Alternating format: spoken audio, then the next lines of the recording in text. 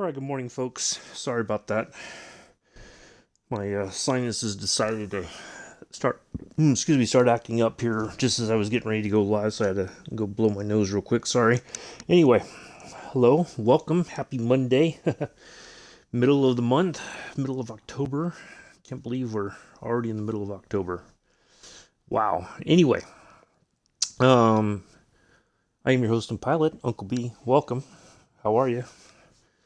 Today's Microsoft Flight Simulator live stream. We are back in the Junkers 52, departing from St. Petersburg-Clearwater International. We're going to head out, hang a left turn. We're going to climb out towards, right. I'm going to head out this way towards Ocala International Jim Taylor Field. We're going to hit this vortex right here. Now I know on the Discord, I put out a different route. I kind of modified it a bit. This is the route for today.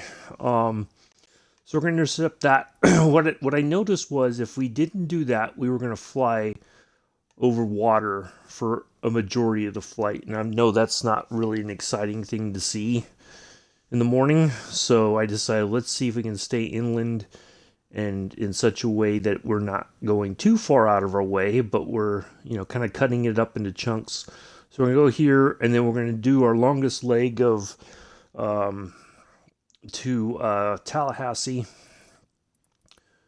to that vortex there that's assigned to Tallahassee. And then from there, we're going to hit our first fixed point, which is Radme. I know it sounds kind of funny, huh?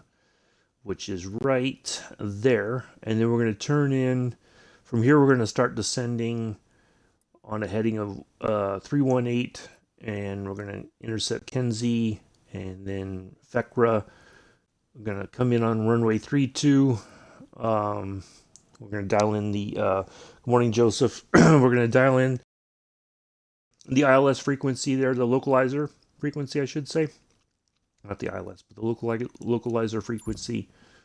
It'll guide us on in, and then we'll wrap it up. So it says about a 3-hour flight. I think we'll get it done a little bit quicker, but we'll see. We're going to completely fill up the tanks when we start up, when we spawn in here, and then we'll be on our way.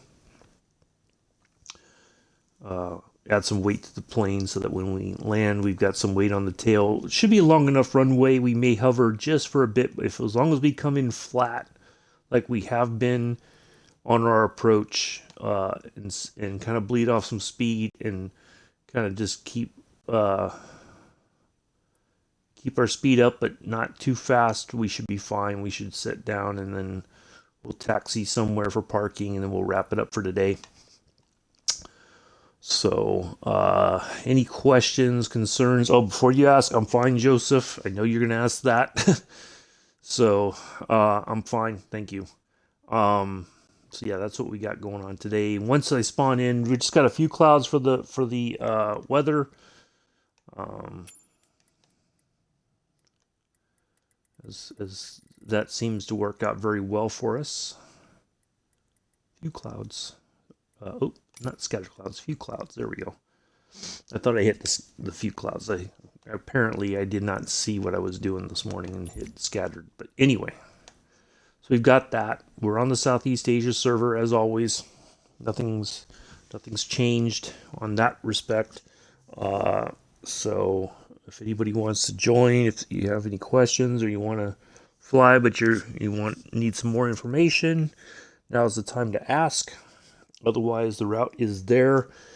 You can type in !route.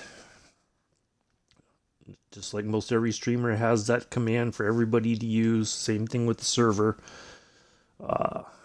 So, you got my name at the top, Kermit D. Frog, 881.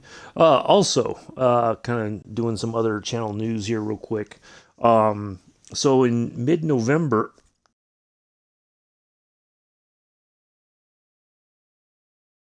boy, sorry. My throat is just having all kinds of fits today. Mid-November, there's a virtual air show put on by Microsoft Flight Simulator. I've the registration was closed, but they are looking for a couple filler spots, so I put in an application. I've not heard anything back. That was on, I think I did that Saturday. Yeah, I think Saturday I put that in, something like that, Friday or Saturday. But hopefully I hear something back this week if I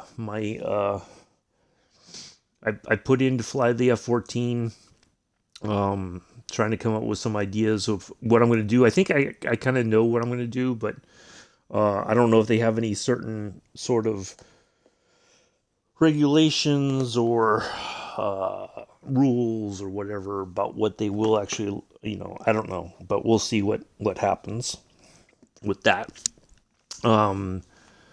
So yeah, we'll wait to see what the news is.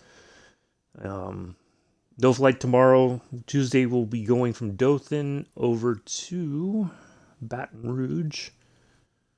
Oh no, not to Baton Rouge, to Biloxi, Gulfport. Yeah, Dothan to Gulfport, right there. Gulfport Airport there in Biloxi, Mississippi. That's our next leg. Thursday we have our next leg on the tour of Route 66, and then Friday we've got a Friday. Oh well, so apparently while we're waiting to see if anybody's going to speak up or anything wants to fly, the both of the Grumman Goose and the G44A have some problems with their fuel systems. I tried both over the weekend just to make sure to see which one would work best for our flight on Friday. It does not appear something's wrong with both of them. I think both of them need some serious recoding or something or other. I don't know, but it's just not working as intended. Like it's just sucking down gas like there's no tomorrow. Both of them, you tank up. 5 or 10 minutes later, you're almost on empty, it seems. So there might be some issues since Sim Update 10 that they need to get a handle on. I don't know. So we're going to fly in the PC-6, using the floater plane for that. Should be... Wow. Sorry. So we should be fine for that. Sorry. I'm trying to talk and my throat, my body's trying to tell me something differently. I don't know. But anyway, all right. So that's what we got coming up, folks. I think I'm going to go ahead and spawn in here in a minute, get the aircraft set up, adjust the time if necessary, and then we'll be on our way. It says about a 3-hour flight. I think we can do it a little bit quicker, but we'll see how we get on. If it's 3 hours, it's 3 hours. I apologize in advance if that bothers you.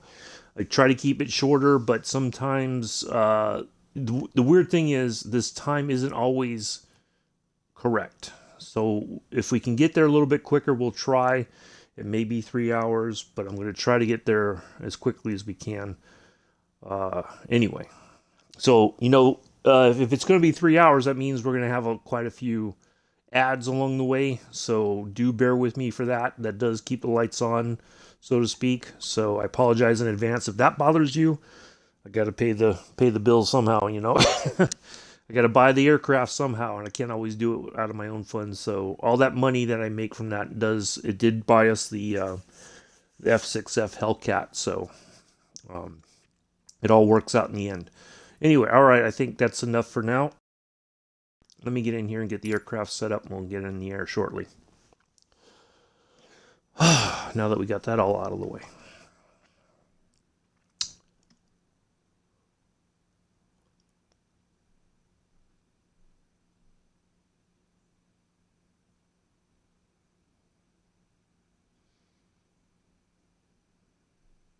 Really enjoyed Saturday's fun. It was great.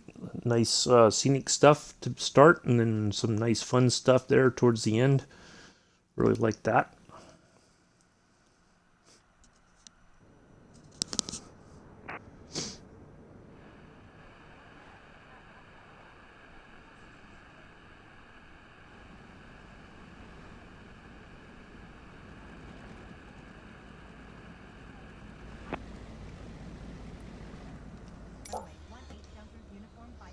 Alright, so let's get things kind of set up here.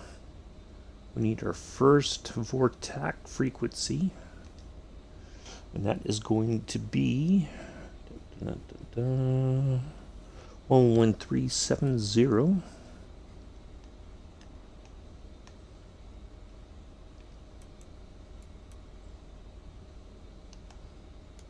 Turn that on to there. Let's get that on. That on.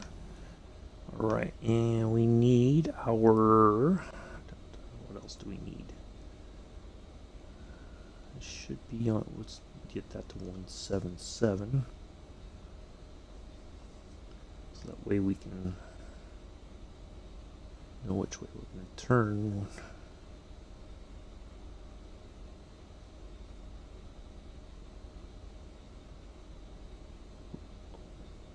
There we go. And we need fuel. And we need some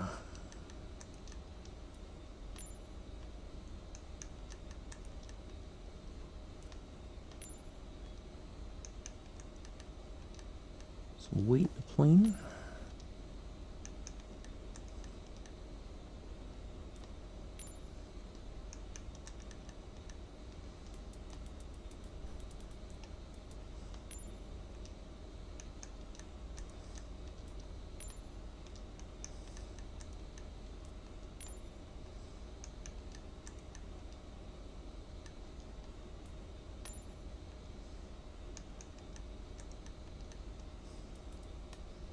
So 1, 2, 3, 4. Somewhere here.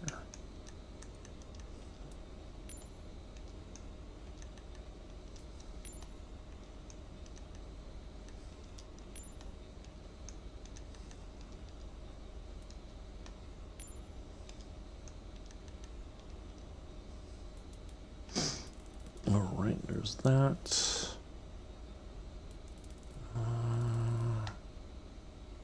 Okay. There we go. So there's all that. Let me get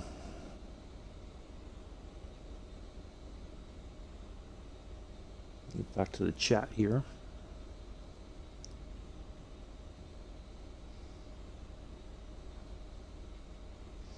All right. We can turn off the taxi lights. Make sure all our other lights are on. Make sure altimeter's all set. I think we won't really mess with the time because the sun's starting to come up there. Got some. Oh, look at that. That's a good picture right there. We got to get that right there. I like it.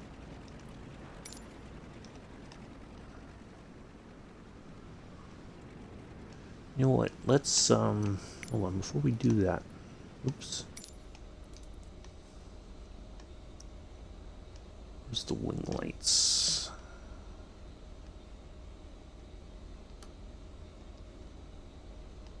There we go. We can turn those off. We're waiting. If anybody else is gonna pop in and say, "Oh, you wait for me." I don't think anybody will, though. That's... I think you guys have given up on me flying with me. I don't know. Alright, let's get this out the way.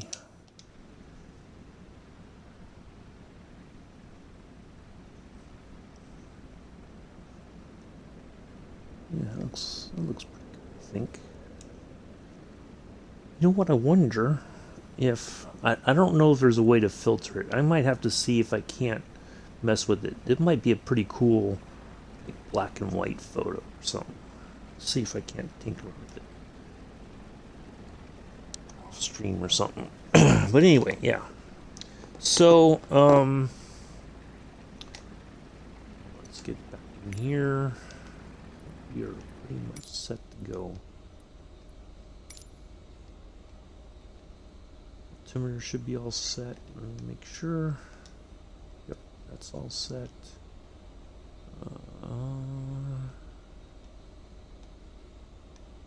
That's set. Everything else should be set. All right. We'll give it another minute or two, and then we'll get in the air.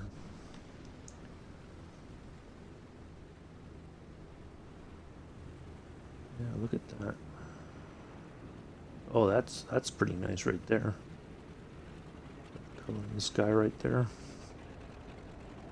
So basically, once we take off, we're going to head actually towards that way, and then turn around and head towards our first nav point there. And then we'll turn again, and we'll keep heading on. Keep on keeping on. So,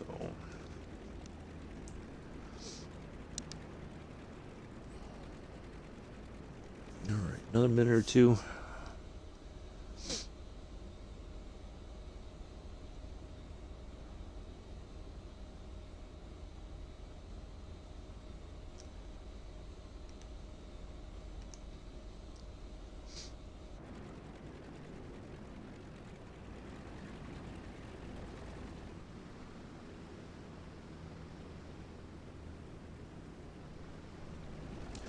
Yeah, I don't really think anybody.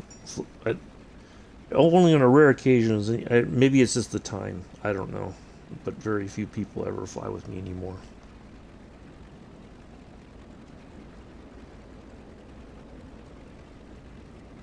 Which is kind of a bummer. Good morning, Mick. How are you? Good to see you. All right. You know, it's funny because this is. Let me scoot up here just a bit because you got to see this. I don't quite understand this, but so you have 1/8 right, which is this one, but this one's just 1/8. So I don't know if this was maybe the only runway at first, and then this was a add-on. You know, like the airport, they basically added another runway over here and labeled it 1/8 right, but this is only labeled 1/8. So I think this was, they've not put the L on. If they have, they didn't put it, it's not been included yet in the painted it on here, updated it, but this is 1/8 right, this is just 1/8, but this is technically 1/8 left. Hello again. What you guys been up to already this morning, huh? What's this again stuff? What's you two been up to? What did I miss? Joseph, were you streaming this morning? I was so out of it I woke up and I was just like, it was like 10, almost 10 after 6, and I was like, oh, I gotta get up and get moving, even though I have my alarm already set. All right, let's go. Let's go ahead and get out of here.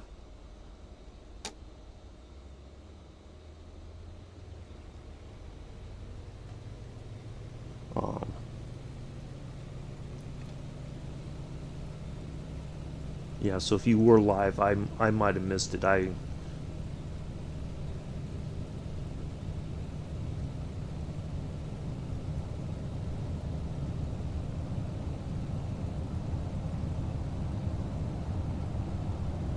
we go. Those little tires. Here it goes. More airborne. Oh, Jason stream. Ah, of course.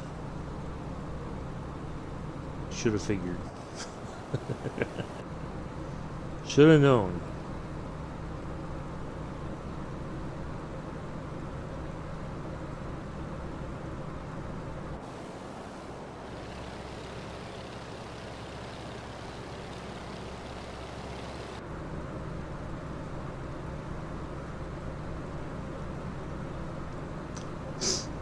You know, I follow him, but I very rarely catch much of his stream. I might see it for a minute or two. You know, he's been doing the construction simulator stuff.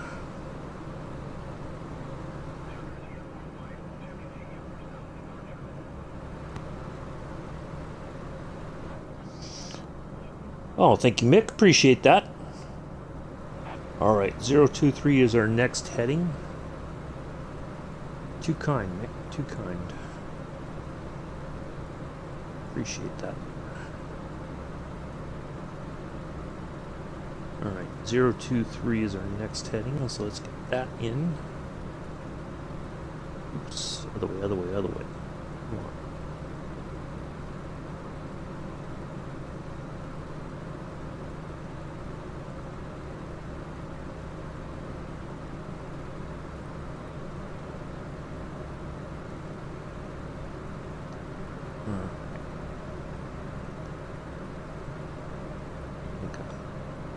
Lazy left turn here. Look at that. Look at that color. Where else are you gonna see that kind of stuff on a Monday morning, huh? Nice color in the sky, a few clouds. Reeky terror. Wow, okay. Okay. That's wow. Are you trying to tell on yourself or goodness gracious.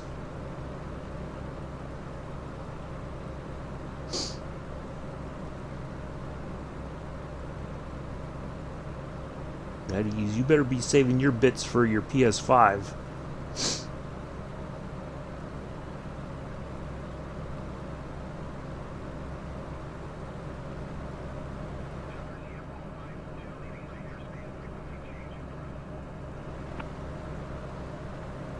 So my wife can going to be grumpy today. Nick. Well,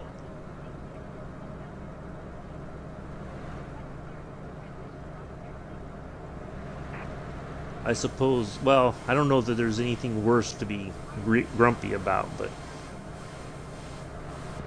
if she's grumpy about our friendship, then I don't know what to say.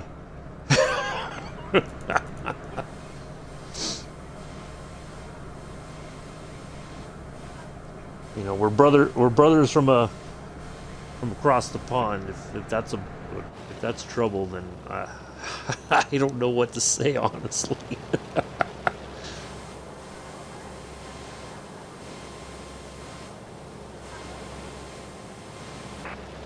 All right, there we go. We're still making our way here.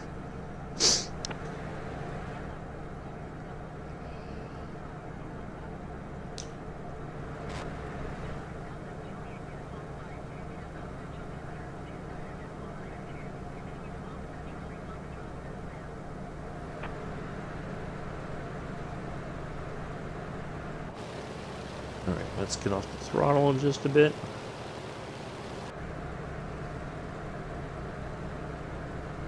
Nope. You gotta climb, plane. You gotta climb.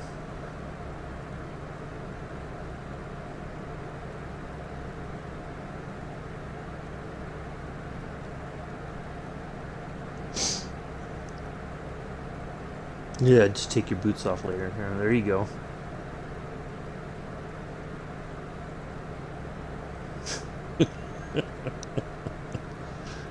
Oh boy.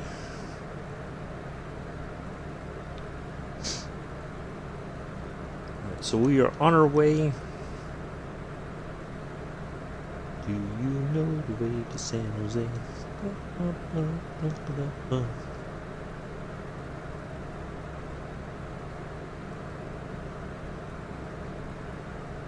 Yep, so I got everything scheduled out. All the schedules built for the rest of the month, including our flight on Sunday for Halloween Eve. That's already planned, and then Monday's flight on Halloween Day from Frankfurt to a little place in Romania. We'll be in the A320 in a Lufthansa service, in the retro Lufthansa livery on the A320 for Halloween Day. So yeah, it should be good.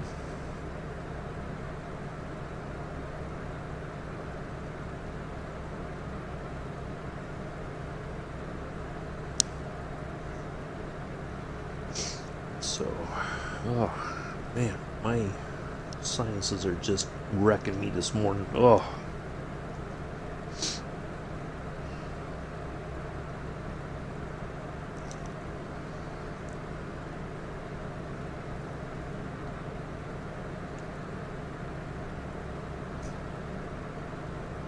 I think that was what was killing me last night. I was watching Scruffy Town. He was having quite a few problems with his streaming yesterday. His frame rate was just atrocious for his stream. He had to reboot his computer. He had to stop the stream and reboot everything. Change servers. Yeah, there was a bunch of stuff happening last night on his stream, unfortunately. And then, so yeah, about a little after 9 or so, I was sitting there watching, and I just started nodding off. I'm like, yeah, I think I better go to bed.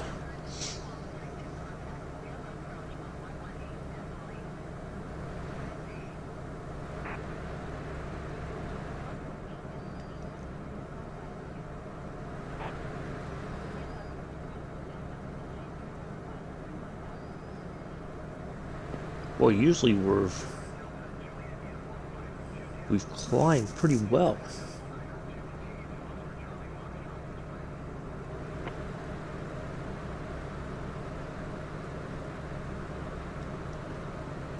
Wow. This thing is definitely not wanting to climb today. Surprisingly.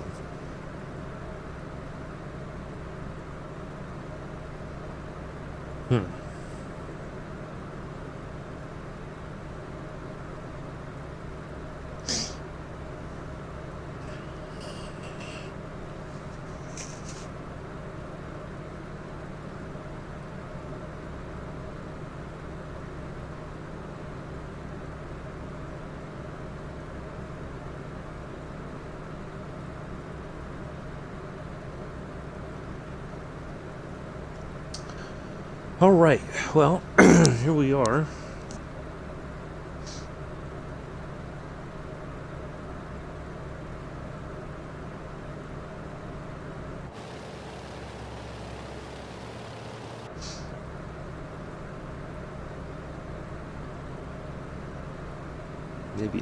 Maybe I came off the throttle a little too early. Maybe that was the problem.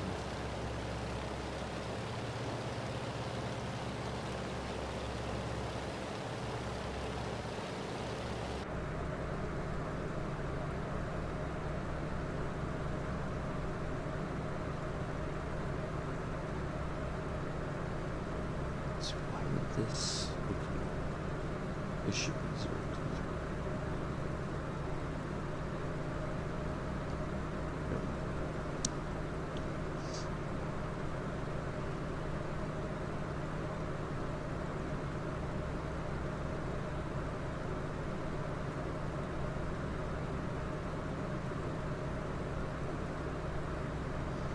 Now this first leg is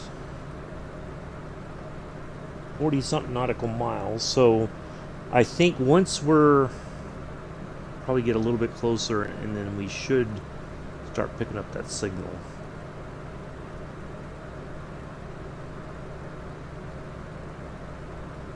All of our nav points that we can dial into are all vortex today.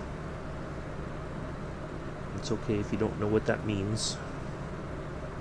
It's just the type of our radio navigating system that we can tune into.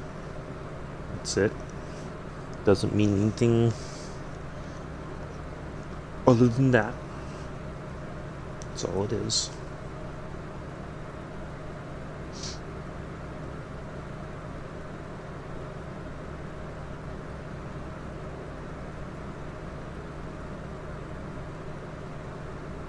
So Mick, you guys on tonight? Or are you taking another break, or what's the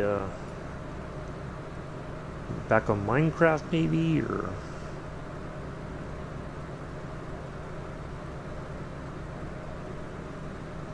still have a board meeting to board? You got to get with the board to decide what's going to happen tonight.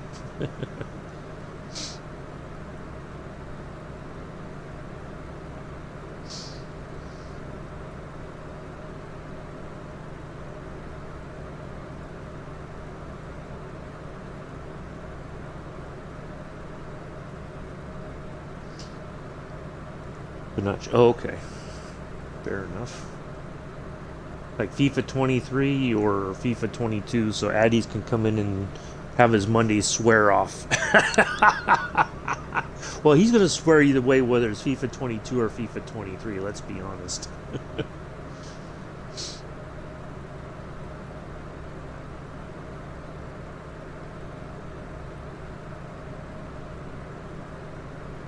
Oh, see? See? Well, Joseph, it's his decision. Don't be influencing the other streamer.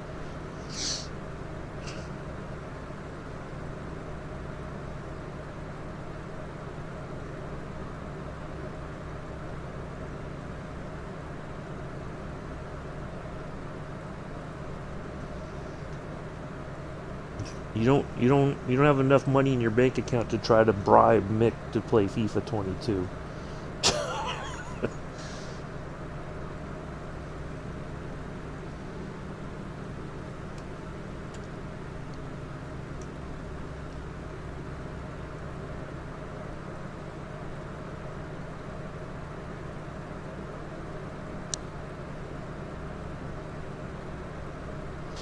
Oh, Joseph.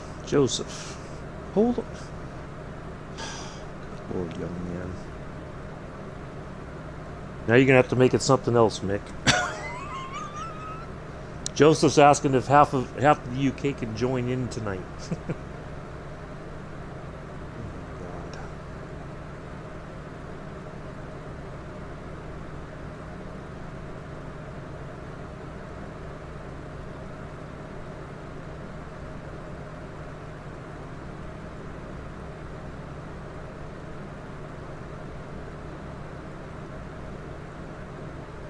I probably shouldn't have asked.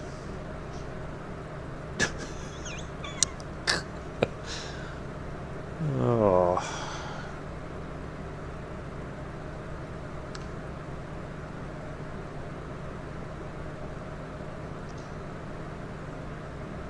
No, I don't think so.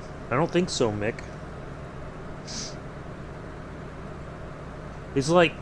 It's like if you're saying, "Oh, I'm going to the pool today," and then you're really going to go to your little kiddie pool out in the backyard, put your feet in, and relax. Joseph thinks you're going to the big pool.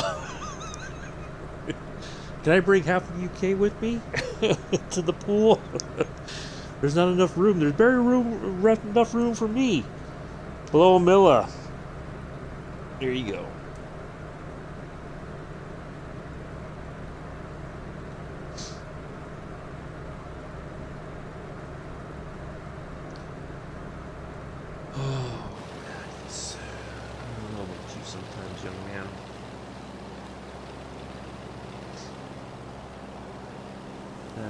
Morning flight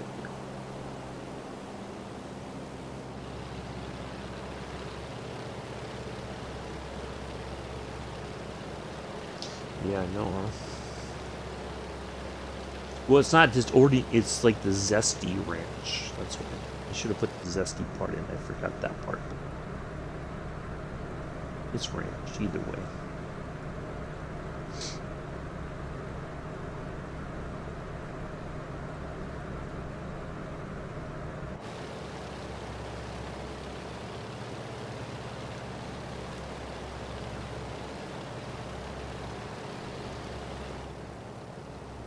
Oh, it's just got a little bit of different taste to it, that's all. Nothing...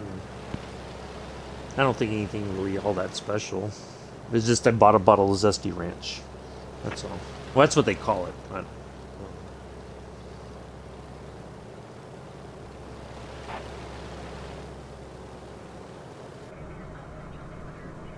Ooh, wow, look at that. We just suddenly nosed right over. That was unexpected. Oh, there we go. Now we got our signal. 59 nautical miles. How is that possible? Hold up a second. Did I read that wrong? Oh, 79 nautical. Oh, never. It was like almost 80 nautical miles. My bad. All right, so we're fine. I looked at the wrong number. Oops, a daisy.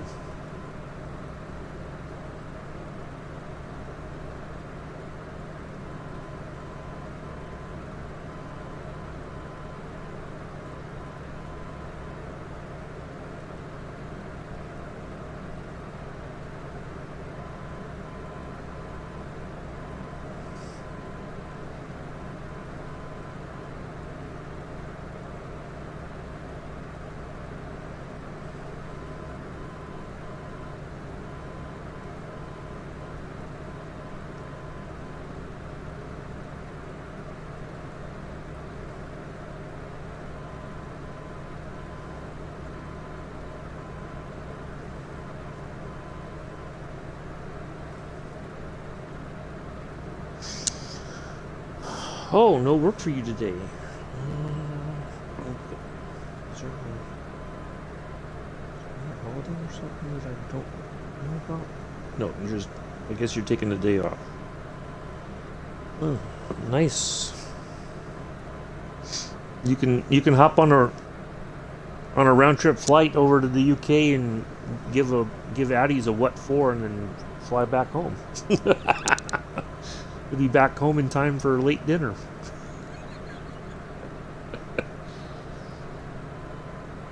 Or you can throw them in a sack and take them back to the Bronx with you. How about that? There you go. That's even better.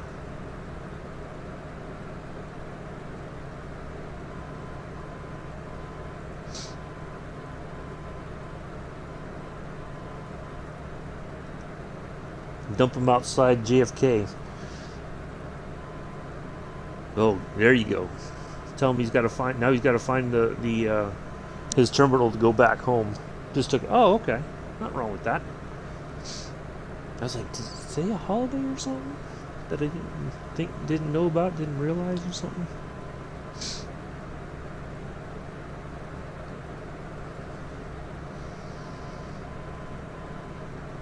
I don't pay much attention to the holidays much anymore. I probably should either way, but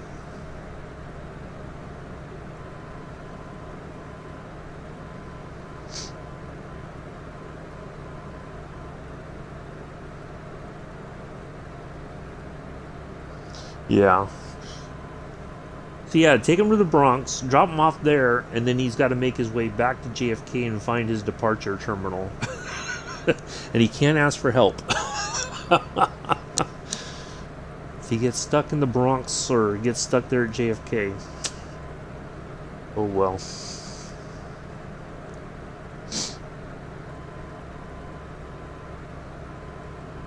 I would not want to be stuck at JFK. Oh,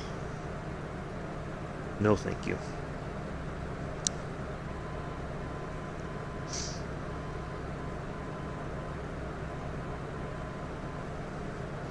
Especially if like a flight got canceled. Oh my goodness. I'd probably lose my mind in that airport. LaGuardia was crazy enough as it was when I flew back through there a couple years ago. Oh man. No, last year was. Yeah, it was last year. It seems like a lot longer than that. Hey, Vengeful, how are you? Nice to see you. Did you catch the replay of the flight on Saturday? Hopefully you did.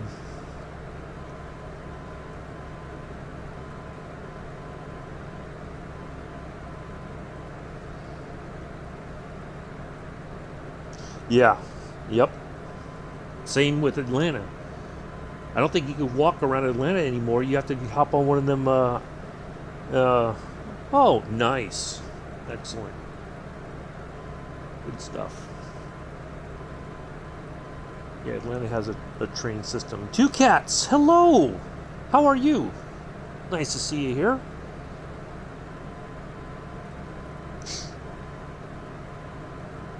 Two Cats is a fellow.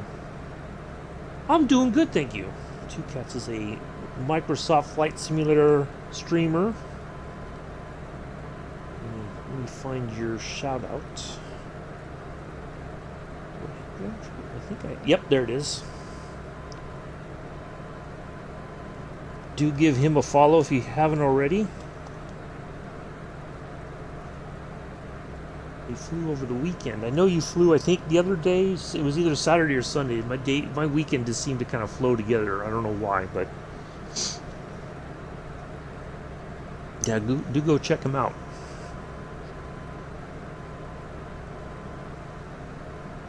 Always a good time.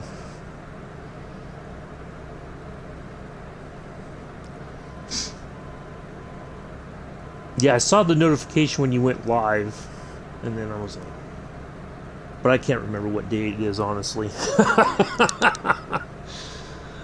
The weekend just seemed like it went by way too fast, and I don't remember which way is up half the time this weekend, it seems. Oh, yes. Yes, that was yeah. I did watch part of that on Thursday with the Harrier. Yeah, that looks fantastic. I can't wait to see that in the sim. That's going to be great. Yeah, the 346. What did you? I kind of think of it like a little sports car in the air. It is very fast, very nimble. It's just ready to go, you know. But I really enjoyed flying it. I flew it this Saturday over in Lisbon. We went in a couple bridges there in Lisbon. Yeah, yeah, it is. I was like, man, this plane. Once you get it started up, you just give it a little bit of throttle to get moving, and it's like, no, let's go. Let's just take off from here. I don't care. Yeah, they really did a good job with that. I'm sure there's going to be a few tweaks along the way, but overall, it's a pretty fantastic little plane to fly. You don't even have to use the autopilot or whatever. You can fly it manually, I think, and it'd be fun. But yeah, I really enjoyed flying that this Saturday under the bridges. Oh yeah, I saw in the in Two Tones thing that they were going to do, I guess, a preview of it from the new Typhoon coming from, I forget who's making it.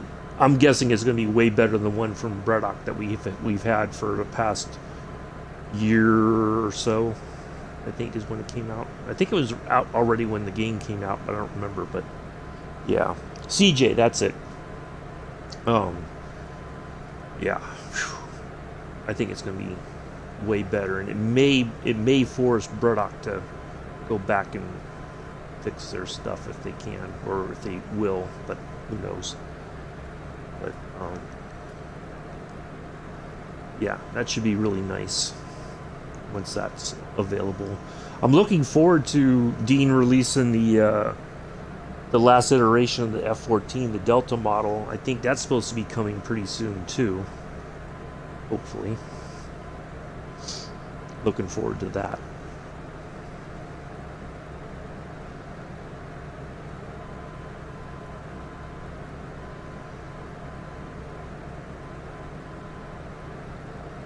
Jethead, yeah, I know, huh? Well, I mean, there's so much stuff to fly that it's not unreasonable to dabble a little bit in some different stuff and you know try. What's wrong with the? Oh, well, probably because it's bred up. Most people would probably say that's the problem right there. Um, it may, I don't know. I think it's just that when they coded it, maybe they didn't quite understand all the coding, or they tried to find a way to make it a little bit easier for the Xbox folks to fly it or something. You know, because there wasn't, when the game came out, there wasn't, when Flight Sim, I should say, came out, there wasn't a lot of yeah, they've had, yeah, it's questionable. They release stuff and then it takes them forever to fix it, and I don't know, I think because there wasn't many jetliners in the sim when it was first released, they were like, oh, we'll put this out as an alternative to the A320. And so then it was like, oh, cool, we have this. And then it was just kind of like, yeah. I've not flown it in a while, to be honest. I've not. No. I think LVFR's A319 and A321 are good. They're not perfect at first, but LVFR does a lot of work to make improvements. So. But it would be nice to have some other Boeing options, especially on the Xbox side. But we're stuck with what we got for now, unfortunately. Until the WASA, I'm guessing, because I think that's why the 737 from PMDG hasn't been released on the Xbox. It's a WASM issue. So whenever that gets fixed, then we might see it. But right now we don't. It's not a. We don't have many options when it comes to jetliners. You know, we're stuck with the Embraers, the Airbuses, and if you get anything from Captain Sim, you're stuck with that, or you know, those are your options. So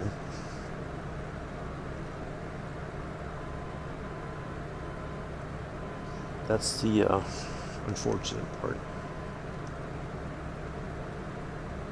But that's, you know, hopefully if we ever get something sorted, then hopefully we can get some better aircraft.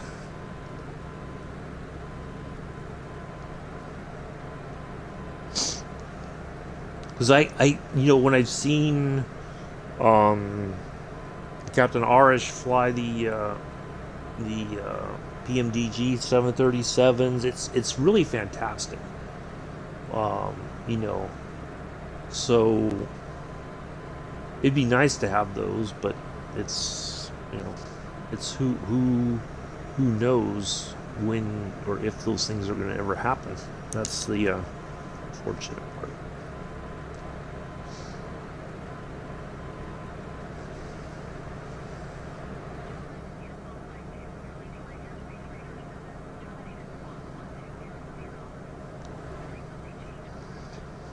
But, you know, Captain Sim has a bad reputation.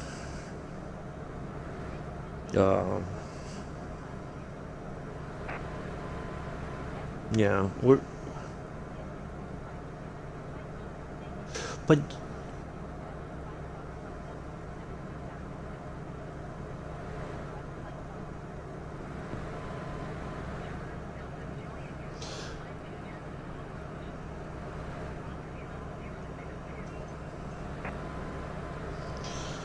hold on a second. Let me take my vitamins.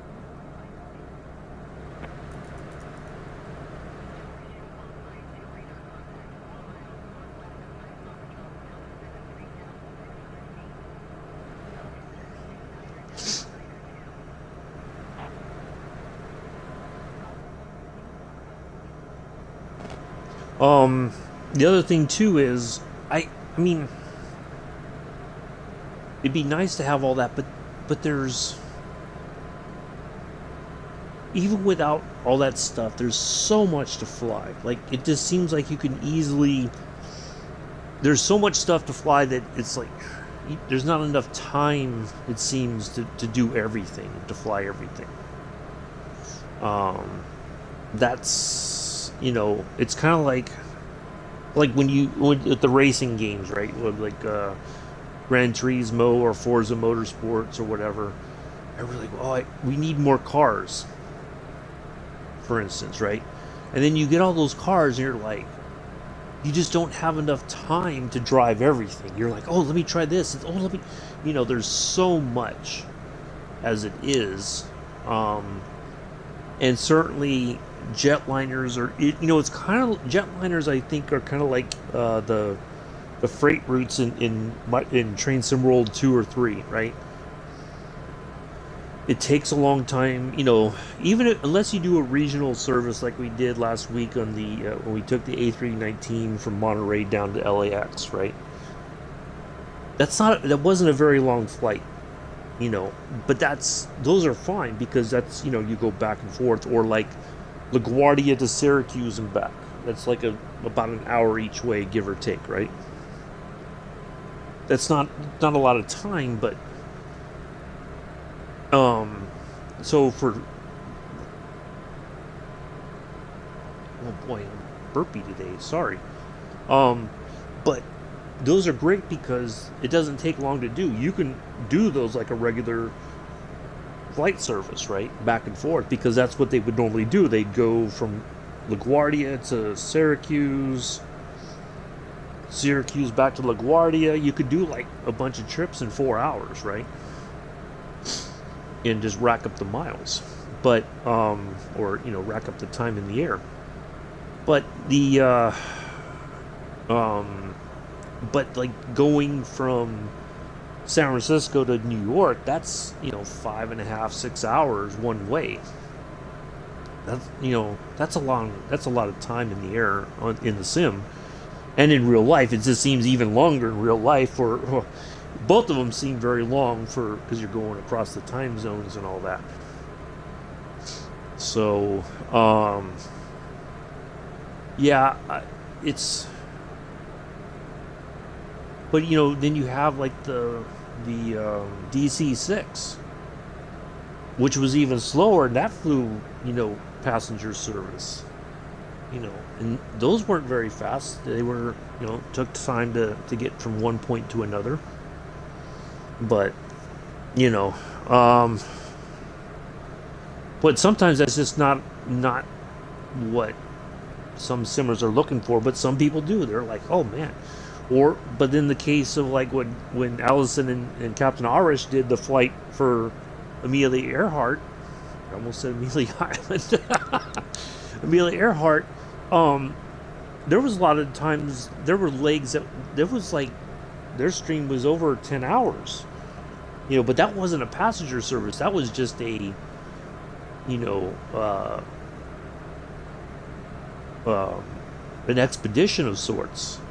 Trying to fly around the world, just two people, one person flying, one person navigating. So, but those were long. But that's for different reasons. But yeah, it's I don't know. It would be nice to have a couple other options especially the regional jets. I would love nothing more than to have the Bombardier CRJs in there, but I think who knows when those are going to happen, or if you know. But at the same time, is it too much? You know.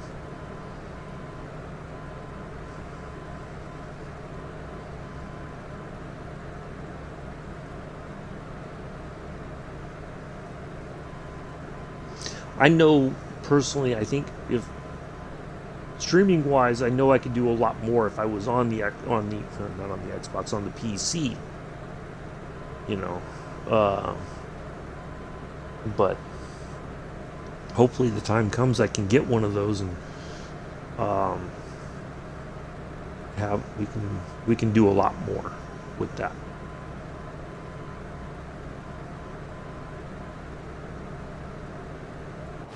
But I love flying this. You know, there's just little adjustments here and there, and we just cruise along, and you know it may not be super fast or whatever, but we get to our destination, but we do it in style, I guess you could say.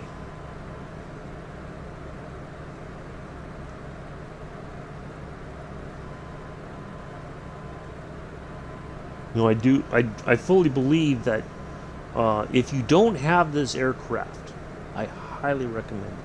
I highly recommend it. It is absolutely fantastic. It's not that difficult. I know everybody's like, oh, the dials and all this stuff, and oh my goodness, it's not. It's not that complicated. Yeah, yeah.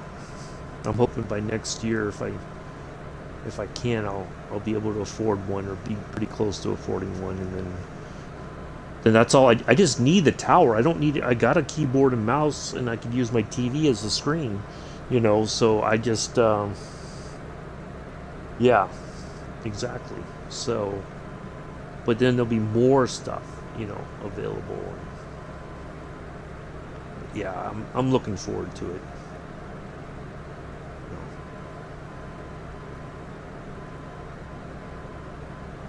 But then all I would need is the throttle and the yoke and the pedals. And then, but again, I would honestly, I think I would have to go. I would have to learn to fly again, because it's a different. It's just a bit of a different touch, you know, compared to using the Xbox controller, you know. So, um, So yeah, I'd have to go back and kind of learn to fly again and get used to the controls again.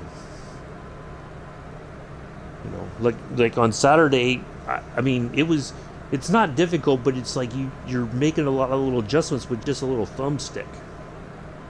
And sometimes you can easily overcorrect with the thumbstick because you're trying to make a small adjustment, but then the plane's like, oh, you want me to go do all this? Okay, I can do, So yeah, but we made it under those bridges and we had fun.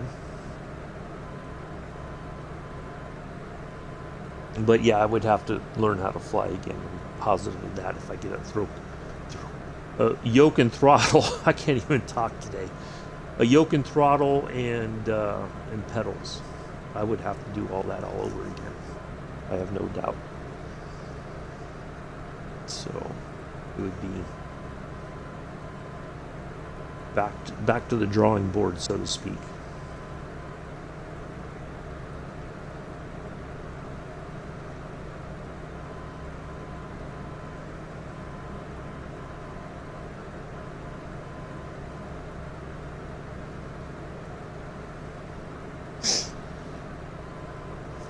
But yeah, there's just way more stuff over there that like there's all the other versions of the A320, there's the PMD versions of the 737, there's the DC-6, there's all kinds of stuff.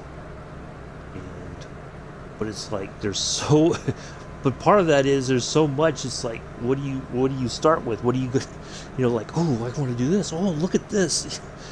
So then all these ideas come into your head like, oh, I'm going to stream all this stuff, and then but there's just not enough time in the day to do it, if you think about it.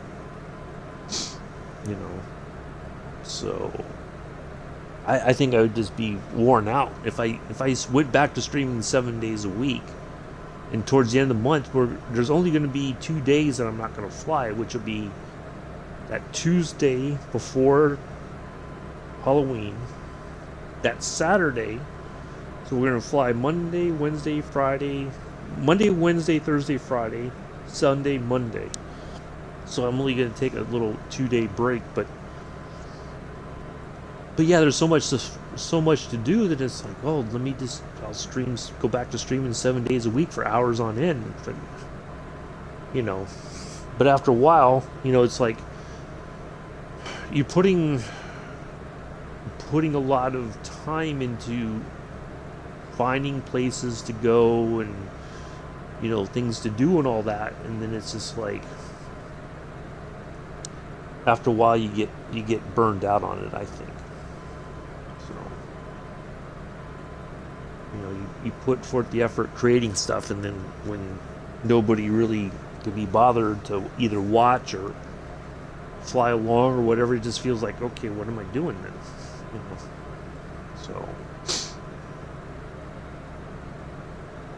because it's not, I mean, I could tomorrow, for instance, I could hop in the A319, come up with a quick flight plan and go and stream it. But it's just it's a lot of doing this flight across the country here in the Eucharist 52. I have to keep finding legs going west. Okay, let's go from here to here, and how long is that going to take, and stuff like that. So, all right, let's see. We got coming up 11750 and 139. Okay, our major portion of the flight's coming up, folks. 139 nautical miles.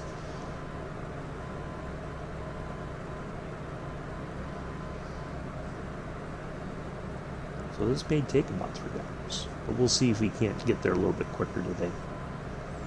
We'll try our best.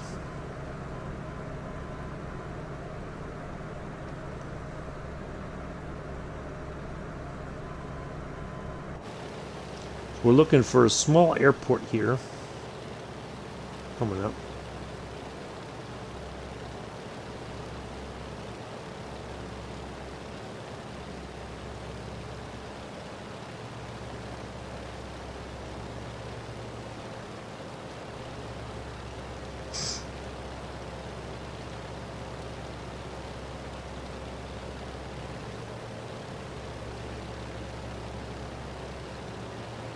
But I honestly think it's just my misfortune of picking a time in the morning to stream, because then I have the rest of my day to take care of appointments or whatever. 8.5 nautical mile. Oh, there's our airport right there. I see the runway lights there. The flashing. There we go. Okay, so yeah, we're near our first nav point.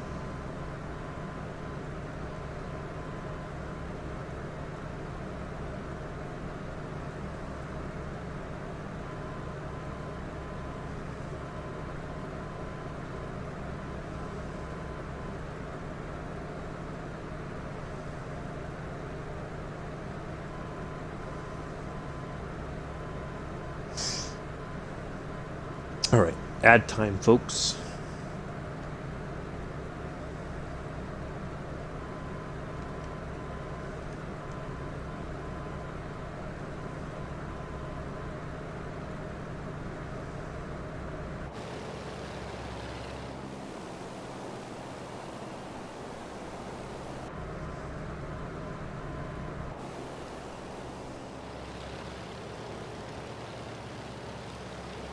Yep, there's our first navigation point there by the airport. The runway lights there.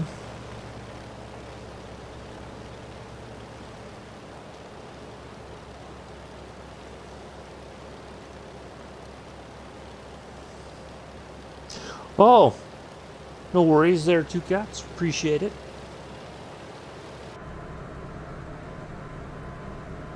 I gotta get in and fly with you one of these days.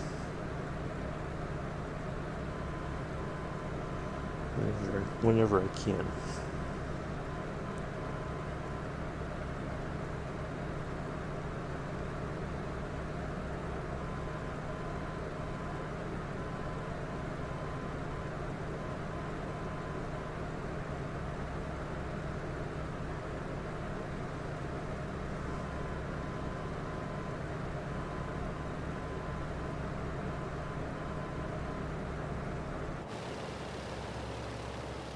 Alright, here we are.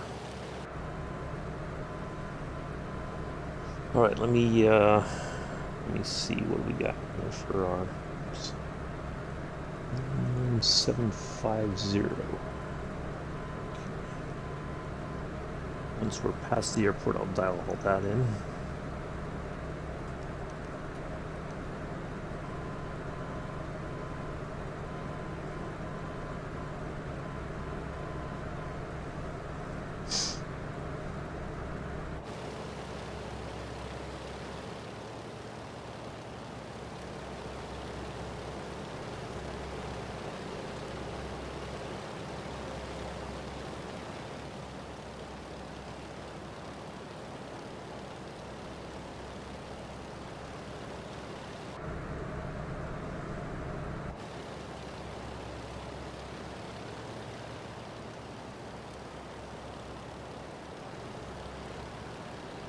Vortex should be almost like on the corner. Should be like right up in here somewhere.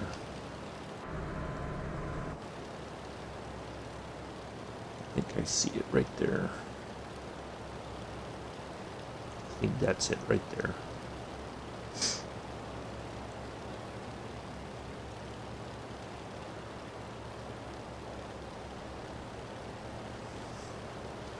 Alright, let's have a look here.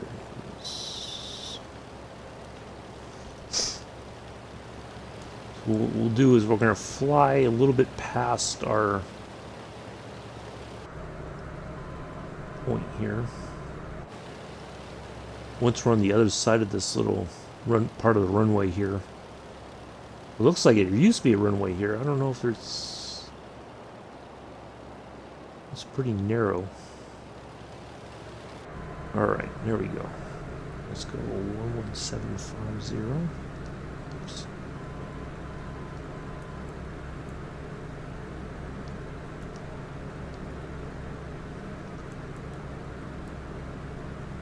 And we want it on a 307 heading. Alright,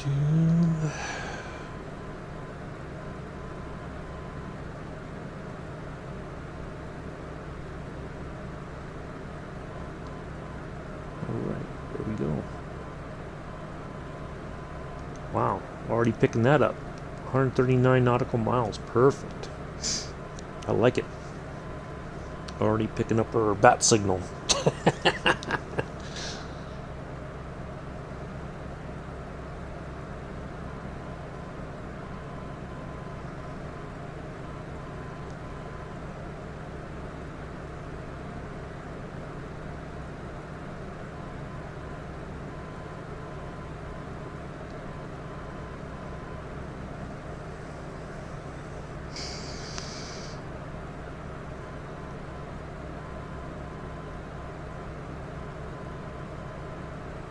I do appreciate everybody coming in and hanging out today. Mid-October Monday. A couple more weeks to Halloween. Mel, did you buy your all your candy so far? Or you still got more candy to buy?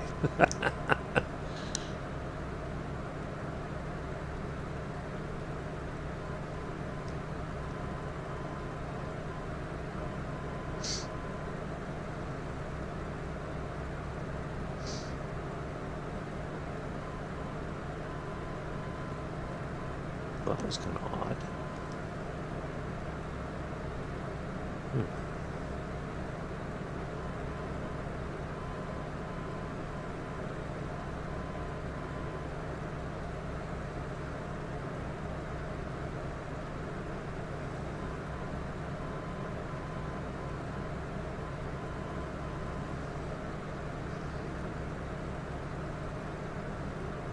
You must be going to Walmart like every day buying all the candy that's on sale. Stocking up. I'm not giving any of that stuff to the kids. Heck no. That's my stash.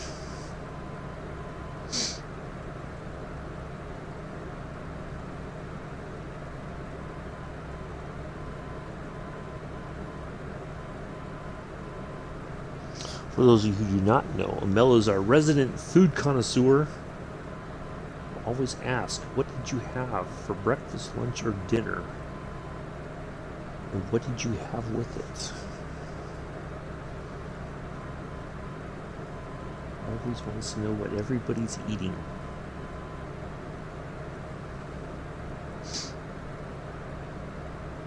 Even if it's something simple like fish and chips.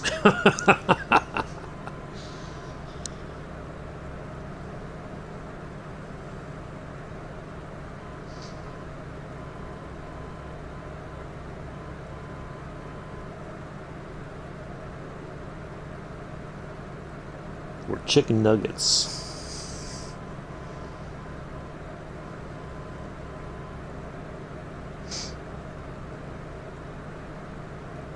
See, I like to mess with the melon and go like I had 6 bags and then big puffy.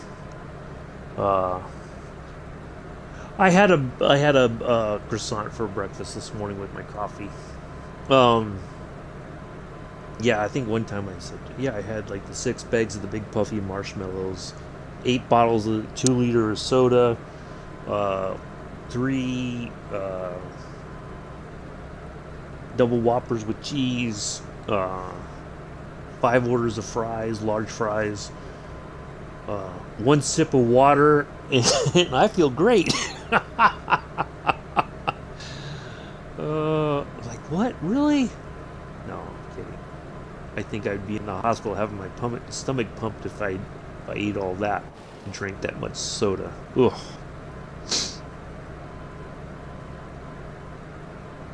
Amela does, Joseph. You know who I'm talking about. Amela likes to ask that. Who? You know who I'm talking about, Joseph. Yeah. I think Amela had a heart attack that day. Like, what? No, you did. No, I didn't. I didn't eat all that. But I had to say it just to surprise Amela. Uh,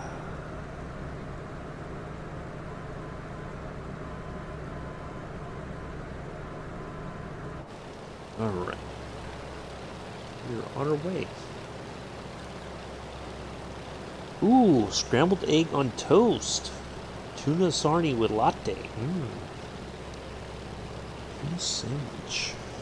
See, I don't know if I could have a latte with a tuna sandwich. I'd have to either have a mineral water maybe, or a something. You do love your lattes, man. That's for sure. See, I can only have like 1 cup of coffee in the morning. If I have coffee too late in the day, then it ruins me. Just a cup of tea and oh, aren't you posh? Yeah. Mr. Adams had a cup of tea and biscuits this morning. Later on, he's going to the polo grounds to talk with Biff and Buff.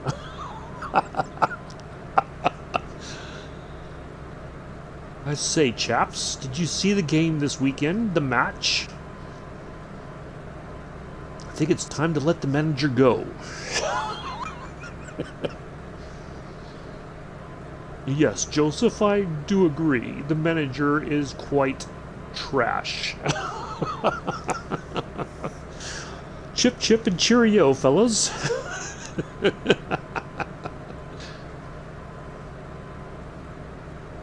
That's what happens when Joseph has tea and biscuits for breakfast. He's really posh. He just tries to pretend that he's not.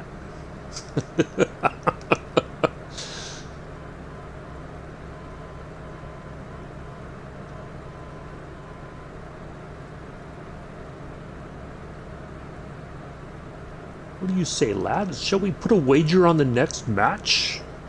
Yes. I will wager 1 quid. That's all I can afford right now. Oh.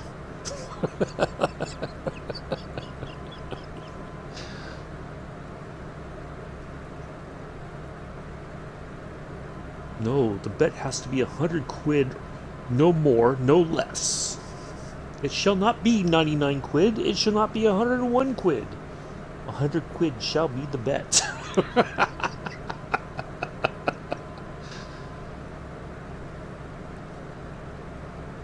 I'm off now, lads. I have a lunch date at the posh restaurant known as McDonald's.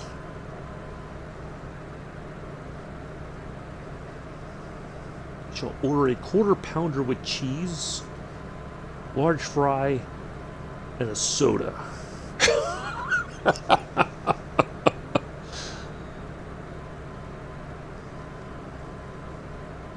Mother said I shouldn't eat it, but I will, just because she said not to.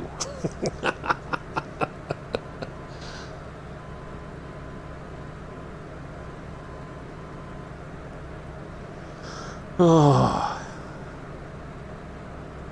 Yeah, I even get a latte there as well. Yeah, see? See, I remember now.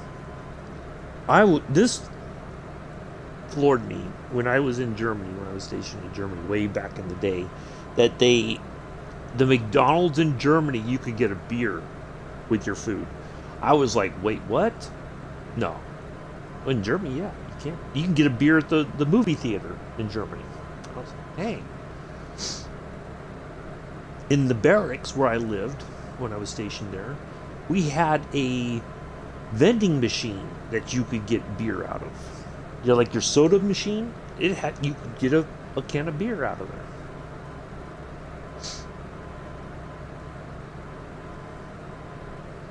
You know, like it was probably like Budweiser or something.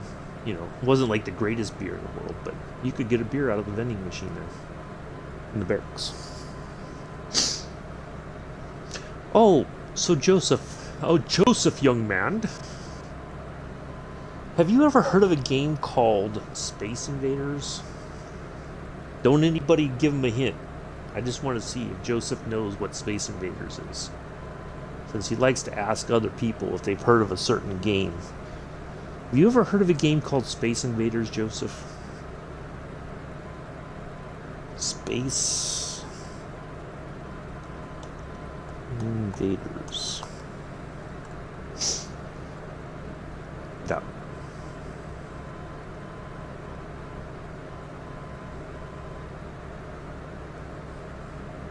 I think I've heard of it. You think you have.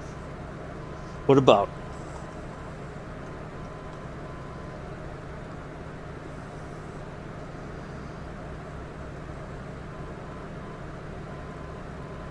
Yep.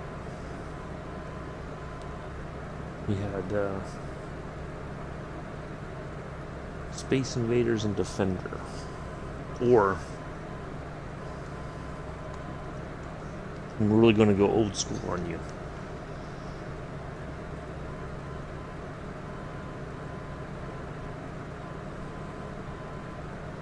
You ever heard of any of those games, Joseph? You should play them. I think you'll really like them.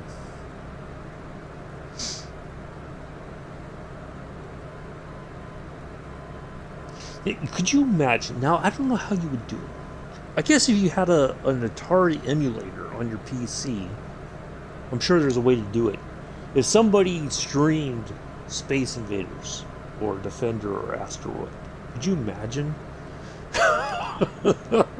What game we played? Asteroid. What's that? Oh, you'll see.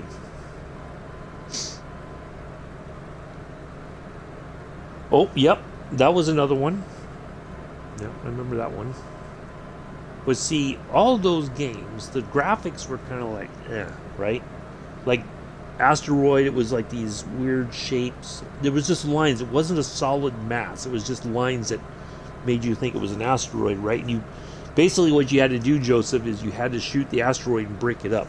If it hit your little space thing, it's like a little arrow kind of looking thing. It wasn't like you had like a fancy looking spaceship. But if the asteroid hit your spaceship, then you died, and you only had like 2 or 3 lives or something like that. But then there was this game that came out called Dragon's Lair. I think that's what it was, if I remember correctly. And it was the first game that was like on a laser disc. And the graphics were amazing. And you were this adventurer, and you went into the dungeon and fought the dragon and saved the damsel in distress, and but it was probably like one of the most advanced games of its time. And then there was a I wouldn't say it was a flight simulator, but there was one that you had a jet and you flew down this like a valley, and you had to shoot at the there was targets along the side, and you had to like weave your way through and all that. It was I remember playing that quite a bit when I was a kid. There was one arcade at the mall. Yeah. There was 2 malls near where I lived. The Southland was the one that had that. When they initially they created like a food court, and then through the food court, the back was the arcade. And so I would go there in the summertime with a few bucks, and called the Getaway.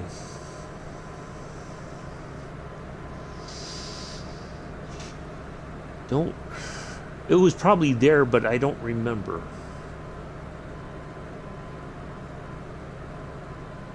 Because I remember like the Pac-Man games, Space Invaders, Defender, all that was like a quarter. And then when the games got better, like Dragon's Lair, and then I can't remember the name of it, but it was those started costing like $1 or so to play. They were not cheap.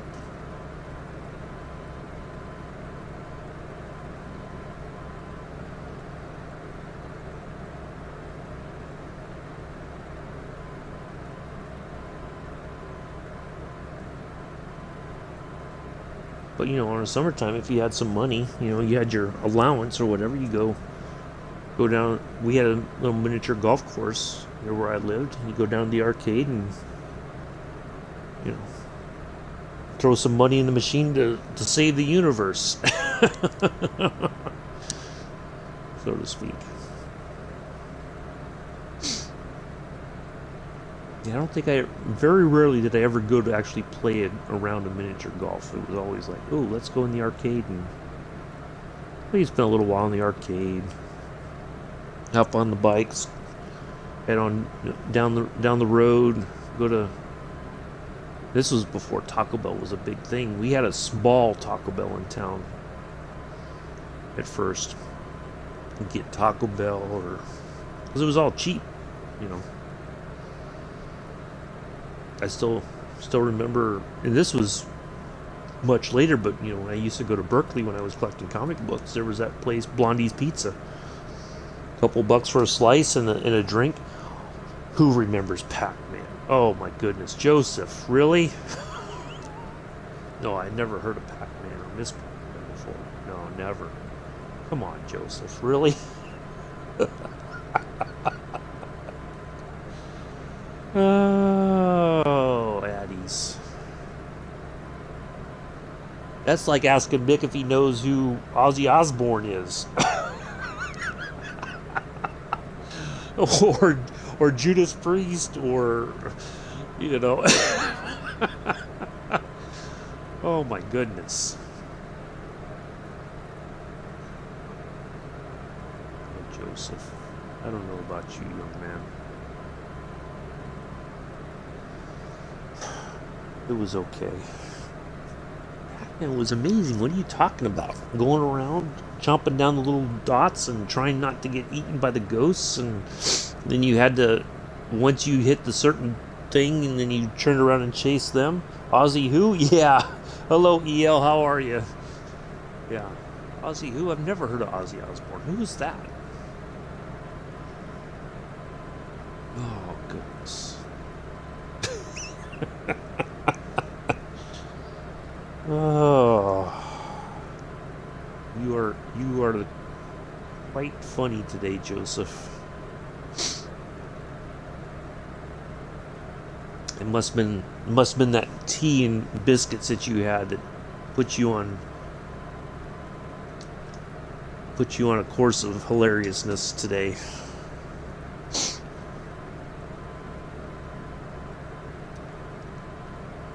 All right, 107 nautical miles to our second nav point.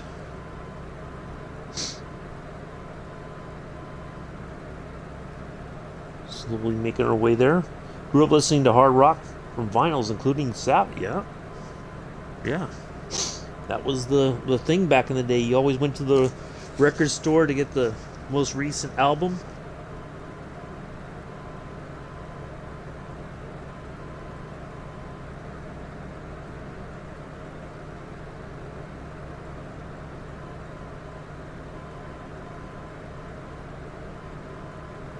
And as soon as you got home, you put it on the record player and you played it like there was no tomorrow.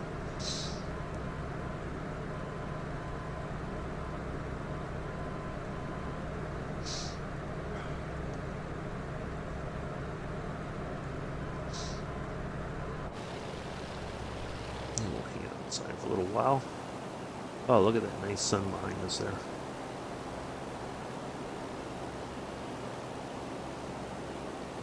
Iron Maiden, yeah.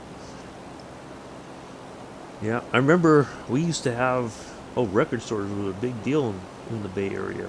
We had Rasputin Records over in Berkeley, the original Rasputins. They always had the latest stuff. You had Tower Records, which always had not only the latest stuff, but also had a lot of imports. Yeah, yep, exactly. Well, I had a feeling we'd talk to Jackson. So I think we're also going to talk to Atlanta Center here pretty soon.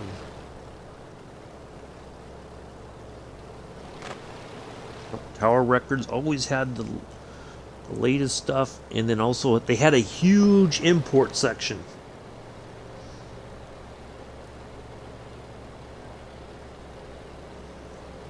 and that usually included a lot of like live recordings, I think, that you couldn't find anywhere else. There's Tower. There was.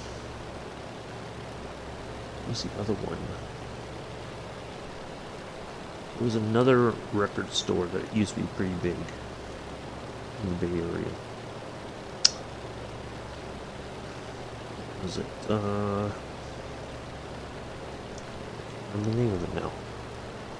Yep. But yeah, records. That was always the thing. You knew when somebody was coming out with a record, or you'd go just to see. Like on a Saturday or something, you took your allowance money or whatever. Oh, let's go see what's at the record store. You just never know what you might find. 10 viewers, thank you all for coming in. I'm your host and pilot, Uncle B. We are in the Junkers 52 3M-Retro fit with all the extra bits and bobs, bells and whistles, so to speak. We took off from Clearwater, St. Pete International, and we're heading to Dothan Regional in Alabama, so Florida, Alabama. We are headed towards, what is it, near,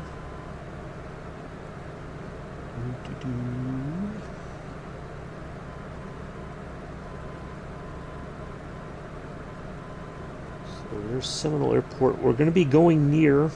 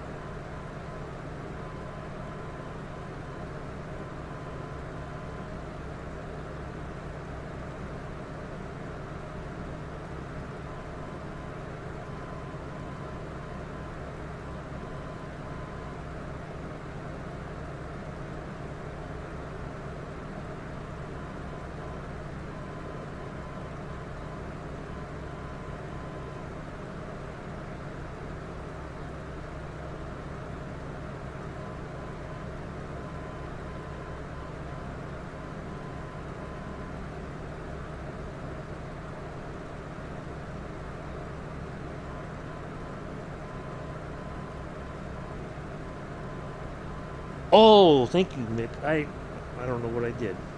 I might have hit it by accident. I don't know. Thank you. I've been sitting here talking, so yeah, a lot of history in the Bay Area music. I think that's what I was talking about.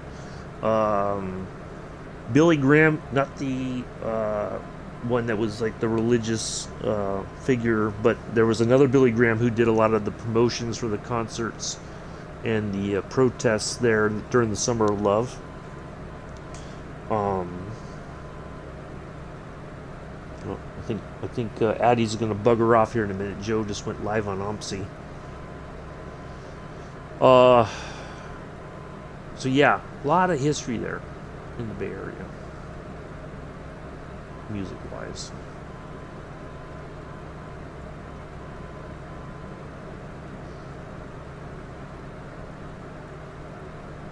You was about to say what, Joseph? That you're going to bugger off and go watch Joe on the OMSI?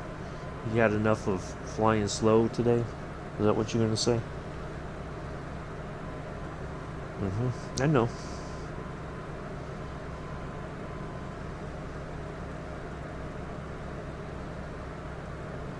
I'm staying to. I was very worried, Joseph. I am so worried that I'm beside myself. I don't know what to do. If you go watch, it's fine, Joseph. It's not a big deal.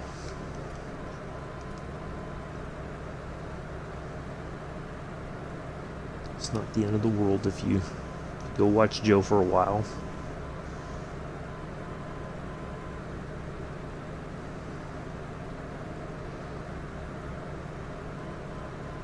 Yeah, lots of stuff there in the Bay Area. Lots of history. Oh, I remember what Warehouse Records. That's what it was. That was a big thing. They had a huge store, and then usually they had like a satellite store in the mall that you could go to if you were in the mall. Otherwise, they had a larger store that had a lot more. And of course, then as uh, people started, they didn't want to rent. Oh, sorry. Yeah, I was just talking about the amount of musical history in the San Francisco Bay Area. You had all the Summer of Love stuff, all the concerts there in Golden Gate Park. Some of the big names like Janis Joplin, I think, would be there. The Grateful Dead, Jefferson Airplane, uh, probably Crosby, Stills, and Nash at some point. Um, yeah, a lot of stuff, a lot of music history there in the Bay Area. And then you also had the Fillmore West, which was a place that many placed. It wasn't. I don't think it's a huge area, place for concerts, but that was a very. Oh yeah, if you ever go, um, I highly recommend just checking out Golden Gate Park in general, because there was a lot of stuff that happened there during the '60s and all that with the Summer of Love. Go to Fillmore West. I think you can go in. I think there's like you can go inside, and they have like a gift shop and all that kind of stuff. They have a lot of the posters from the concerts back in the day. A lot of the big names that played there. And then, if you can, I highly recommend, if you have the time, do the night tour. Do the day and night tour of Alcatraz if you can do both. But I highly recommend the night tour of Alcatraz. It is out. It's fun. You can't wander around really on your own, but it's a great thing to do. It's guided. The you have to stay with the park ranger, but they show you more on the night trip than they do on the day trip. You actually get to go see the infirmary where the inmates got their medical treatment if something happened. But yeah, it's really cool. Do go to Coit Tower. There's a little elevator that'll take you to the top, and then you walk up some stairs, and you can look out over the city from up there. And of course, Fisherman's Wharf. You got to go to Fisherman's Wharf, and if you like seafood, you can get the clam chowder in a bread bowl. They'll cut out the the middle there and turn it into a bowl, and you can eat your your clam chowder, and you can eat the bread right after that. And the top that they cut out, you can use that to dip into your clam chowder as well. But yeah, lots of cool stuff. Always something to see and do in the Bay Area. And then they have the if you go to my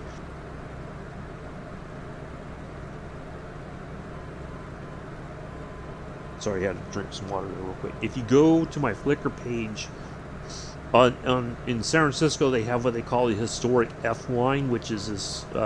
They have these old inner city urban cars. They have some from like Chicago, Los Angeles. I think they have 3 from Italy that they run along the waterfront, and you can actually. I think there's a website you can go to. Well, let me see if I can find it real quick.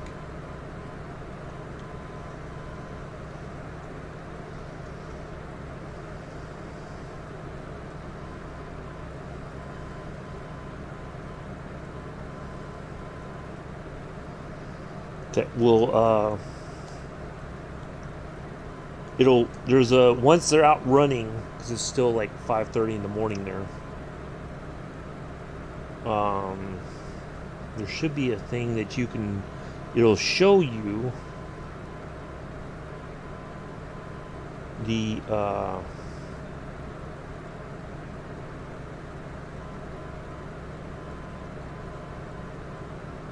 trying to see where the where it might be at, but it'll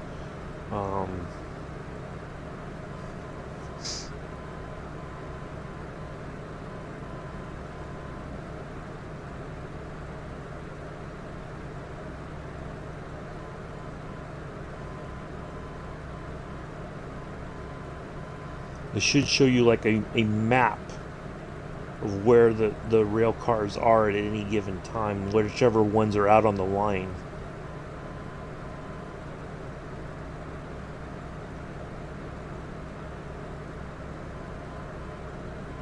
But here's the this is linked to the streetcar.org, but this should give you a link to the should be able to find the map. I know if you go there, there's a little like museum slash gift shop there, and it has like a screen that the all the rail cars have like a GPS, and it'll show you where they are, and then it should say what cars are running that particular day, and they do swap them out, every so often. So you just never know what you're going to see, but yeah, that's a really cool way to. Well, and of course the cable cars. You got to ride the cable cars at least once while you're there. Here at Ellie Square, the chocolate factory, right near Aquatic Park there in San Francisco. They have a couple of. They have this huge sailboat dock there that's historic. They have a old ferry that would go before the Golden Gate Bridge was completed. You could go you drive on there, it would take you across to the other side to over in Marin County. That was it was like Highway 101 on water. So, because Highway 101 goes through, you go across the Golden Gate Bridge and continue on up. So, yeah, really cool stuff. Always all kinds of neat stuff there.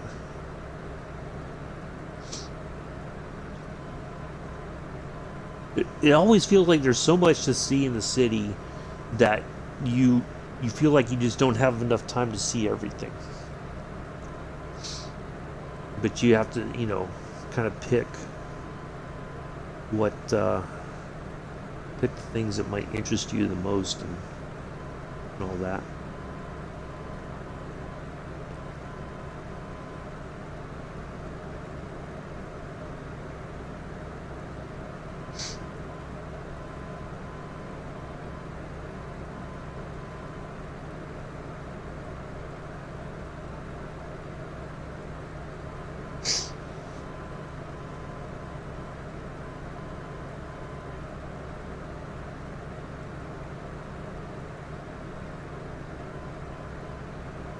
let's see how much farther. 70 nautical miles. All right, we're still making our way here.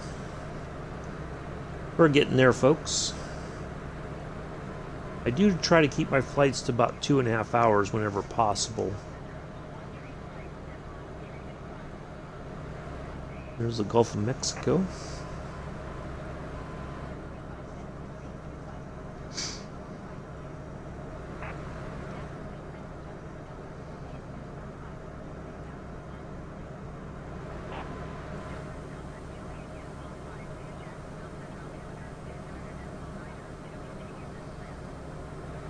Yeah. Yeah, exactly. Well,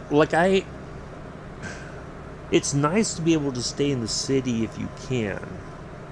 And there are some affordable places usually, but it's not, I think one of the times, this was probably 2010? No, it was early 2011. Yeah. I stayed in San Francisco, not far up the street from the Japanese Cultural Center, which is a place I miss the Japanese Cultural Center. Oh, because they have all these little mom and pop restaurants in the center, with traditional. They do sushi, and then you can, I get some sushi as an appetizer, and then I get a salmon teriyaki. Spent on a PC. If my, well, I'm looking. Hopefully, it would be about, I guess, low end about 17. But part of it too is that I was looking at. I saw a video about the new NVIDIA graphics card, which I'm like, how in the world is that a graphics card? Oh, no problem, EL. Yeah, it's like this huge thing, and I'm like, but I know they have to have the fans because those things they run so much stuff that they have to have its own cooling fan.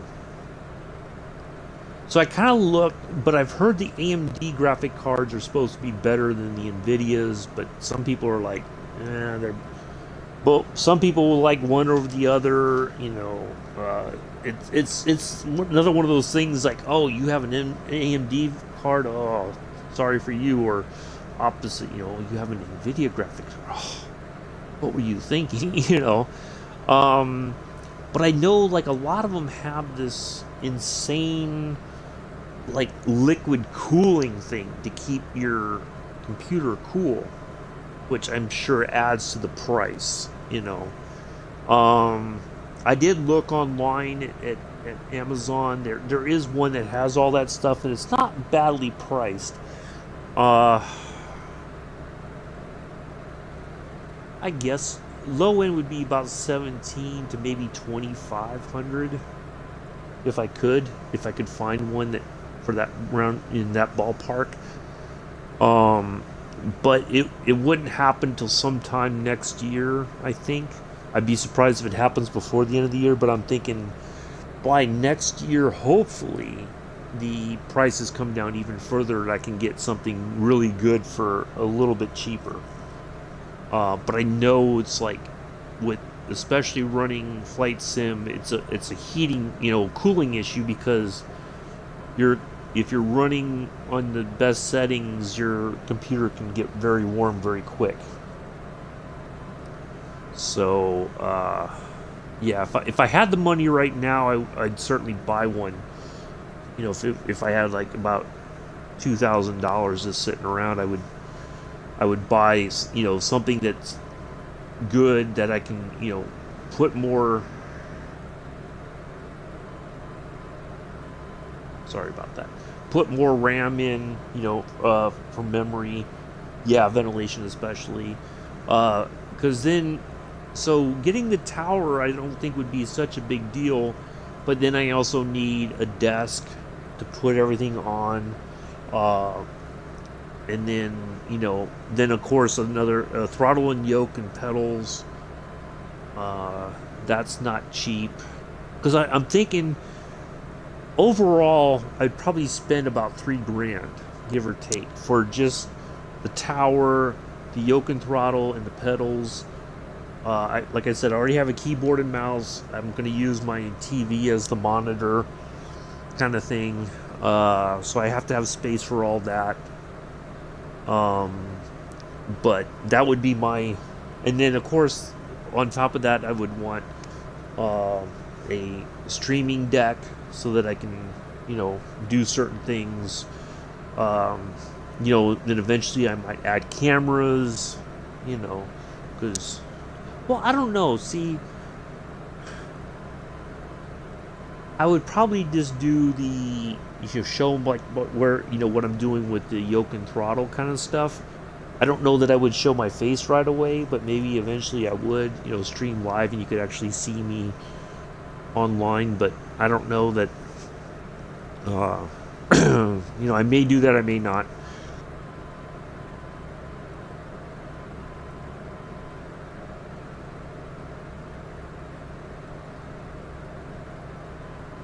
But yeah, there's just a lot of. But yeah, if I had about that, just for the tower right now, I would buy that, and then if I could get a cheap yoke and throttle at least at a minimum to get started, and then add on some other stuff.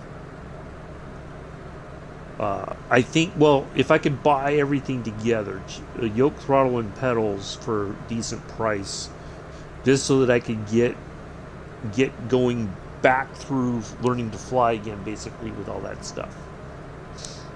Because I would have to unlearn a lot of bad habits from using the controller, I would imagine.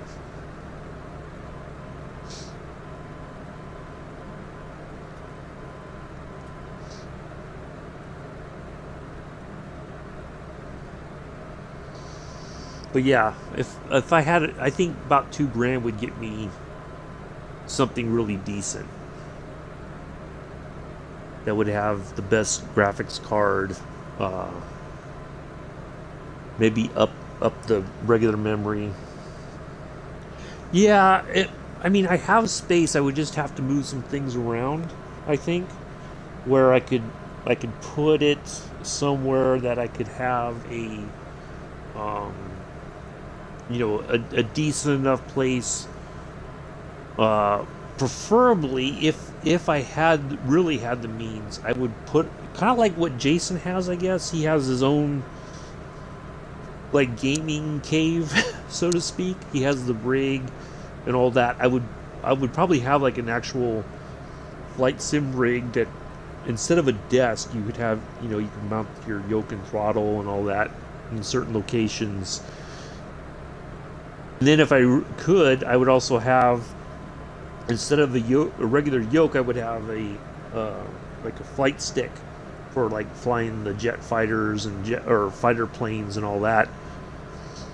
Uh, and then a separate throttle for that, because it's a little bit different in that respect. But that would be my ideal. Like if I really could afford it, I would do a whole rig with everything, and then a nice, decent sized TV that I can see everything, and then of course the. Oh, Joseph, don't go getting all tender now. I don't know that I really want to be honest. It's not something that, I mean, if you would see, what I'm doing with the throttle and all that, that'd be fine. But seeing my face, nah, you don't need to see my face. You can see it on the picture. That's what I look like. That's all you need to know. But yeah, if I really had the means, I would have a dedicated rig, I think, for it, and then I could get the steering wheel and all that stuff to do. Then I could join Mick and on ATS or ETS or whatever. But yeah, that would be preferable if I could do all that. But then you have to have your streaming deck, and you have to have another computer just for your stream to watch the chat and everything. So yeah, there's a lot that you can do. It's just money wise, that's the key. And I just don't have the money for all that right now, or even just for the computer and the yoke and throttle and rudder pedals. But I think overall, if I could get all that, it would be about $3,000 for a decent setup. Is my rough estimate.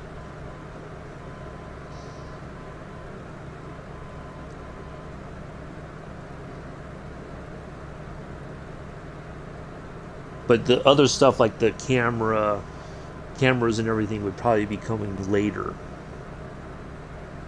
you know. And then adding the other little, you have the one that's for your radios and all that, the little additional stuff. Yeah.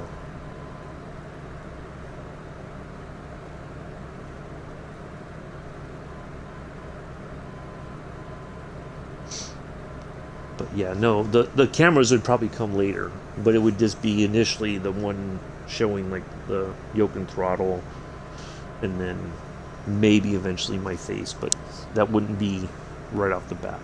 You don't need to see me while I'm flying.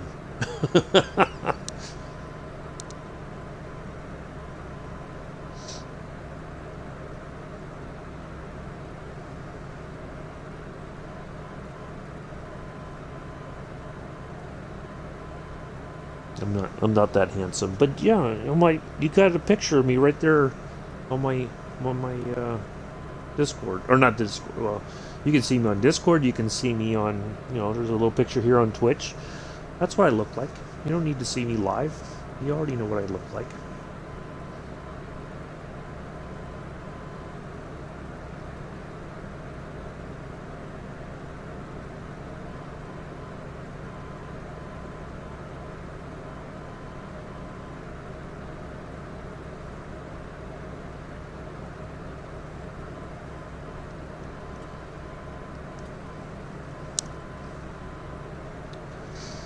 No, I don't really ever feel obligated to actually be on camera.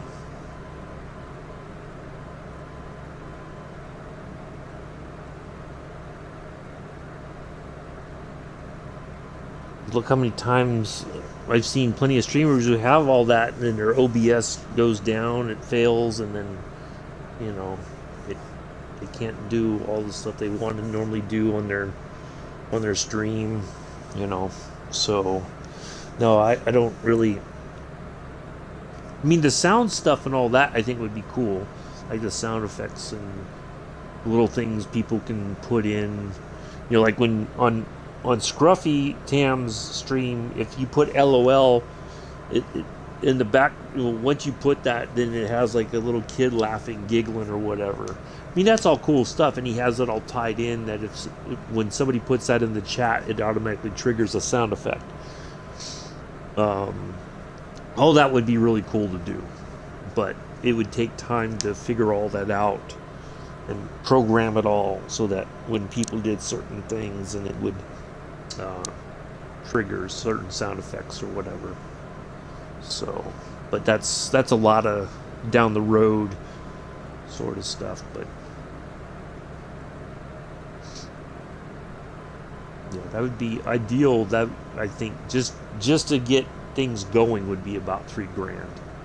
I think roughly. Because I would probably get the honeycomb yoke and throttle and pedals. That overall together, that'd be about almost $1,000, give or take. And then get everything set up, having to test it all, and make sure everything's working. So then we do a stream. But yeah, I would have to. I would have to basically learn how to do all that stuff, and it's a bit of a learning process, I think. Not that, I know people would help me and probably be able to answer questions or give me some, help me sort a lot of that stuff out, but it's a lot of work. Alright, let's see. We are 42 nautical miles away from our second vortac. And then we are going to... Pardon me, let me look at my notes here. So then we're going to turn towards...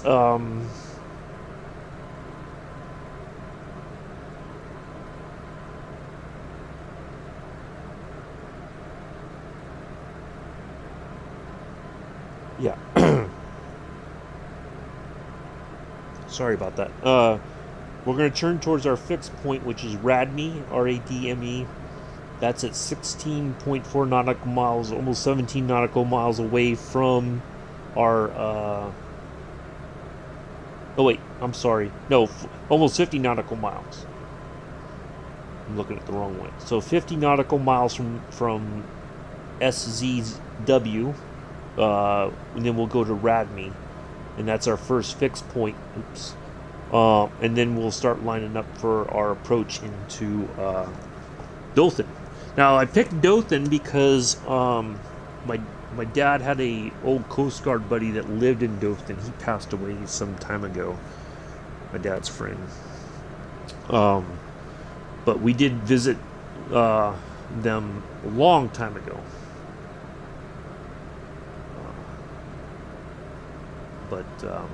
Yeah, so I was like, oh, I wonder if... I didn't know if there was an airport there or not, but there is a regional airport. The runway that we're flying into should be long enough to handle the Junkers 52. So, yeah, that's why I picked that. So, we're almost there, folks. Sorry if it's taken so long and people are kind of like, oh, it's boring. Vintage plane stuff. Oh. I'm kidding, of course, but yeah, we're getting there. We're just having a nice little flight here through these clouds. Just a few clouds is our weather for today. Live weather would probably be really, really bad. We'd probably be getting tossed around here as we're flying along. It'd probably be very turbulent, but yeah, we're making our way there.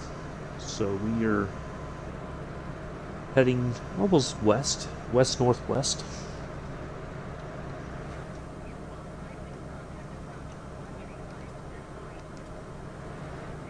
Must be flying over something. We're pretty close to something.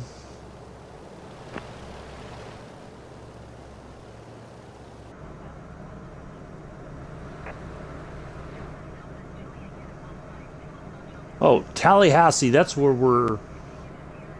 Yeah. Tallahassee Airport International is the one that we're going to pass by. It'll be to our left here, off the port side, if you want to get technical about it. So it should be coming up soon here off the port side. And then we'll intercept our second vortac, and then we'll turn towards our first fixed point. And then we will be getting ready to land there in Dothan before we know it. So I do appreciate everybody coming in and hanging out today on this Monday.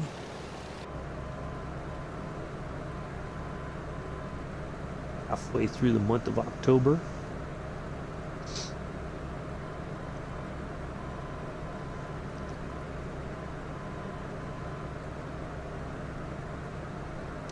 I'll get this downloaded and it'll premiere tomorrow over on YouTube. If you missed most of it or whatever, you want to watch it again, you can watch it again here later on, or you can watch it tomorrow on YouTube at about noon Eastern. It should premiere. So it's been Joseph, there you go, getting all tender and stuff. It's okay, it's fine. It's not been that amazing. It's been okay, Joseph.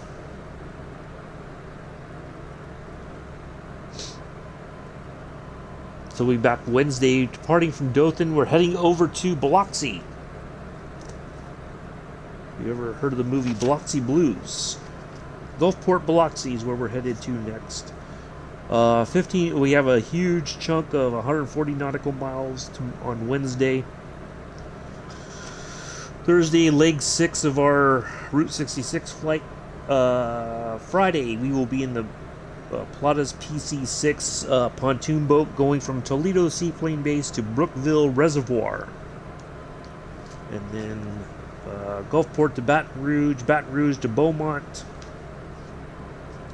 Leg 7, Friday the 28th, we're going from, looks like we're doing some flying in South America. Should be a nice little flight down there in the Cessna 208B. Sunday, we are in the V35E Bonanza going from Long Island to Boston. I almost said Baton Rouge. And then Monday, A320 Frankfurt to Baia Mare in Romania, which is near where that's the closest airport to Transylvania, where Castle Dracul is. For those who, that's where Vlad Dracul is located in Transylvania. Vlad the Impaler would impale his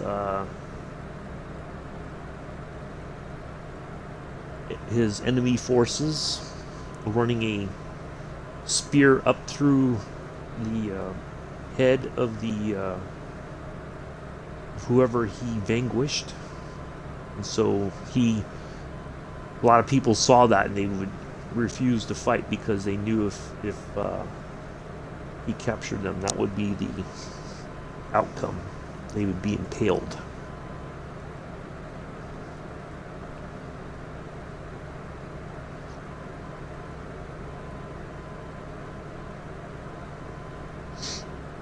So we'll do that on Monday, the 30th, the last Monday of October. And then we'll be going into November. It'll be December before we know it. And it'll be 2023 before we know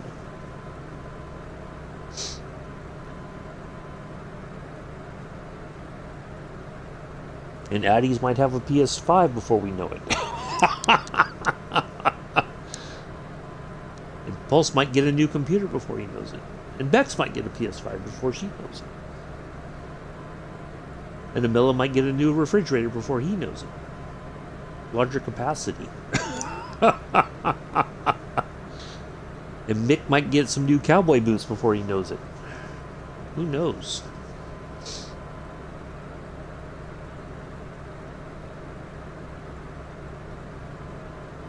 Maybe you get new boots and a new Stetson to break in.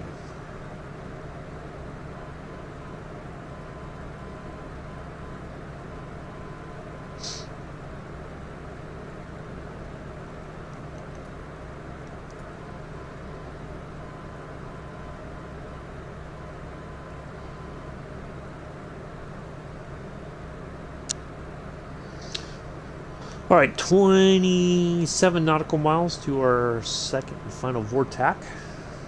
And we will make our way to our first fixed point. And we do have a ILS or localizer at the end of our approach runway there at Dothan. We'll tune into that. Help us line up, and then we'll be on the ground. We'll come in tonight. We're going to try that flat approach again. Bleed off a little bit of speed. And then we should have a nice set down. We got some weight in the back of the plane that should help get us on the ground a little bit quicker, so we can get that tail to drop down. So we can start slowing down there on the runway, turn off, park it, and we'll be done for the day.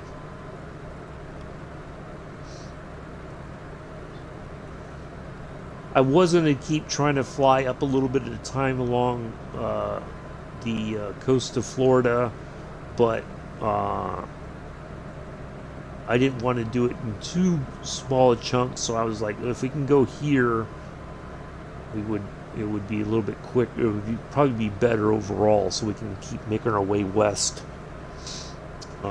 So yeah, that's the plan. Then we're going to zigzag around and try to get to every state, and then we'll end back up at JFK. That's where we took off from when we started this trip. We'll end up in JFK at some point. When the DC3 comes, if or when that's coming up in next month with the 40th anniversary, fingers crossed that we still get it here on the Xbox side. We'll do some flights in Canada with that.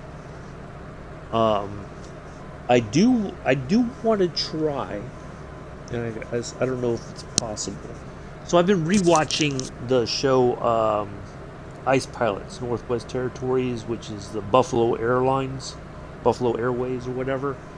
They had, they still have, I think, but they may have retired them. But they had a couple of DC3s uh, and all that they would do passenger service with. But I want to see if we could do one of those. Do like a freight service from their base there in Yellowknife up into the upper parts of Canada there, because they do a lot of that where they bring supplies to towns that would not be able to get their stuff other than air. So we may try to do that at some point. I do want to do a tour around South America and the African continent. Um, Part of it is just the distance. Sometimes it can be a bit much to deal with.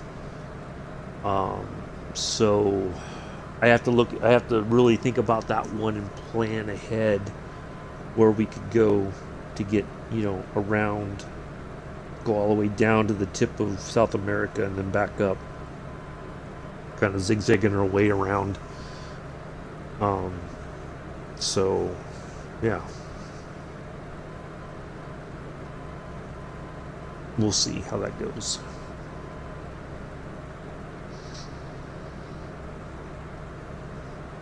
Same thing for Africa. We have to kind of figure out a route around and find, pick an aircraft that we know we can land pretty much at every stop along the way. And find some decent airfields and whatnot. Um, the problem being in some areas, a lot of it is military airfields, so we we don't have like any kind of information as far as approaches and layout of the airfields and stuff like that. So that might be a bit of a problem, but we'll see what we can do. Yeah, lots of stuff to do. Lots of stuff. Hopefully, with some of the new aircraft, we'll have some interesting choices as far as our um, things that we can fly in and all that. So then we'll make our way across. We'll fly around. Well, we flown part of it when we did the flight from Amsterdam down to Indonesia, but there's a lot of stuff to explore uh, over in that part of the world. So yeah, all kinds of stuff to do. So we're gonna try to go as many places as we can here going forward, and again, there'll be even more if the time when the time comes that I can get a PC and everything, then certainly we're gonna have even more stuff that we can do for fun and all that. And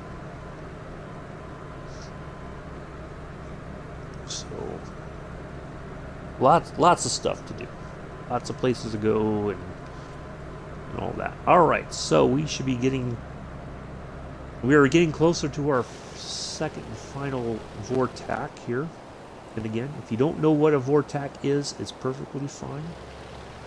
It's just the radio navigation system that we use. I dial in that frequency right over here, and that just helps us navigate across our flight plan,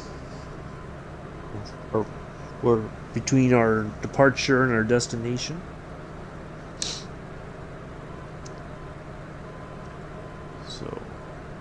good stuff. Real nice.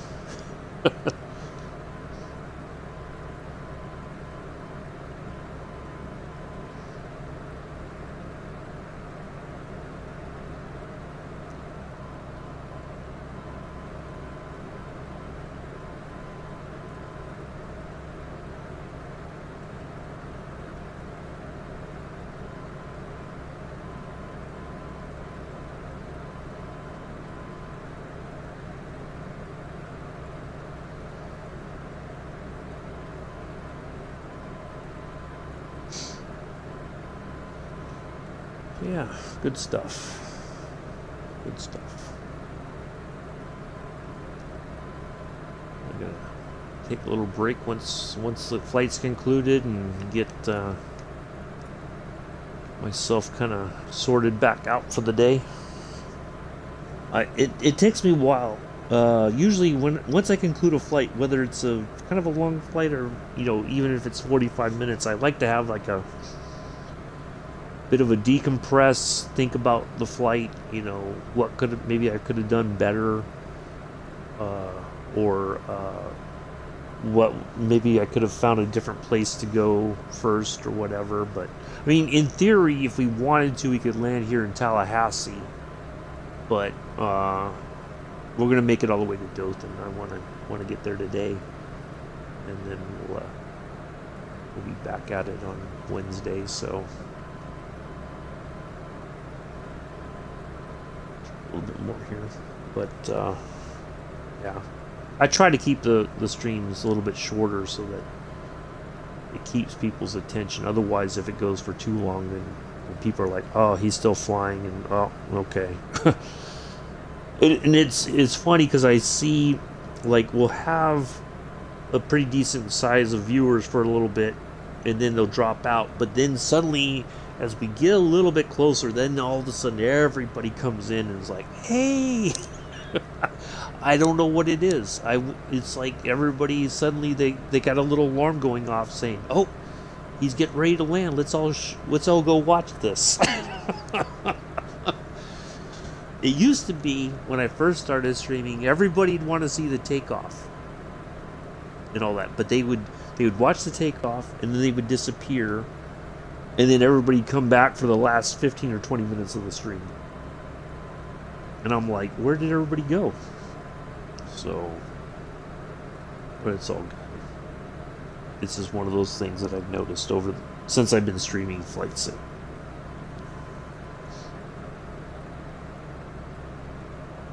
Alright, that should be Tallahassee International over there.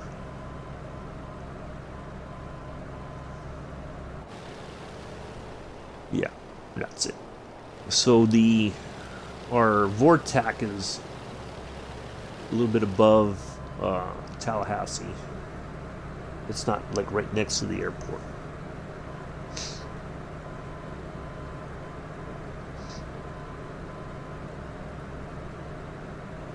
But it's probably, if I look at the chart and I click on Tallahassee International, it would probably say SZW is the nav 8 associated with. Matter of fact, let's have a look.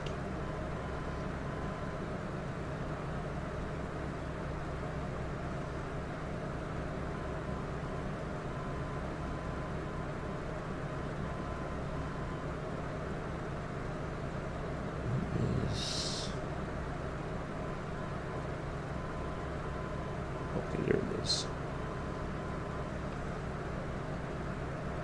Yep. So it's actually closer. The airport that our vortex is actually near Tallahassee Commercial Airport. So we should where we're gonna go. It's right above one of the runways. So we should be able to see that.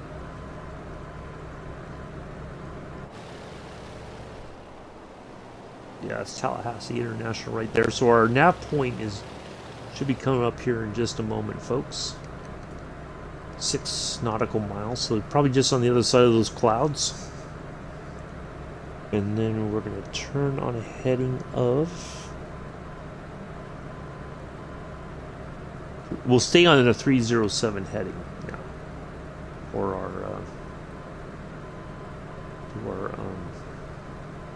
our fixed point there, Radney.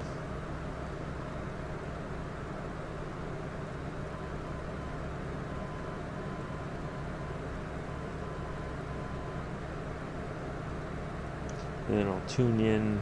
Eventually, I'll tune into our localizer there. So that'll help us with our approach.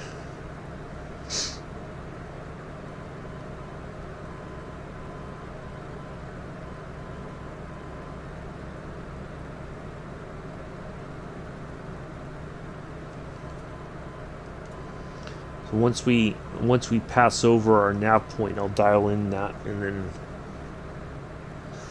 so yeah, that should be fine.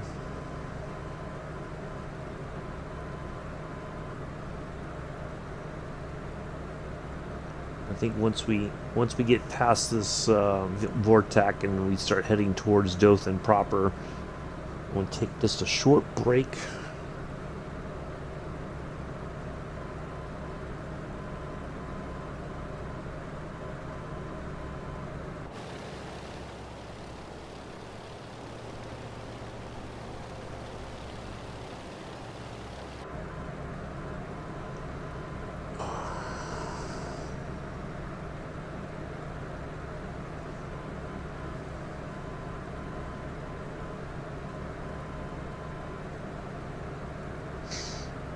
Let me refresh the stream here because we're lagging just a bit behind here.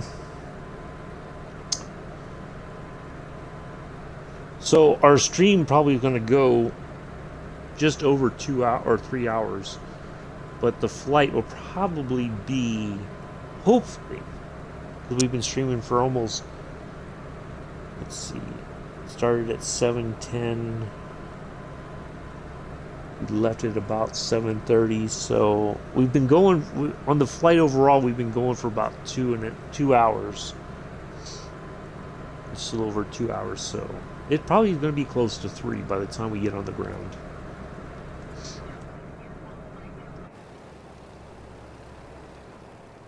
All right, there's that airport right there, that Tallahassee commercial. There's our nav point right there, our vortex. That should be it right there, right off the right wing tip. Right there.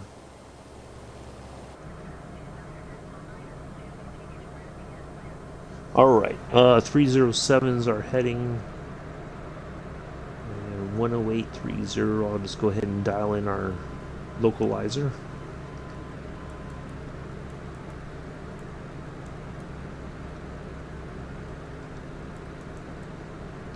Go.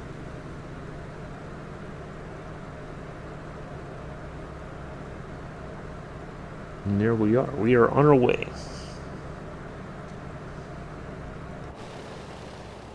Yeah, there's that commercial, little small airport right there, runway.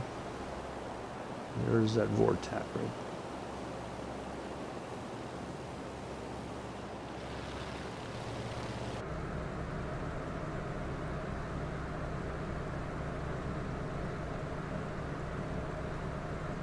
Alright, folks, I am going to step away for just a brief moment.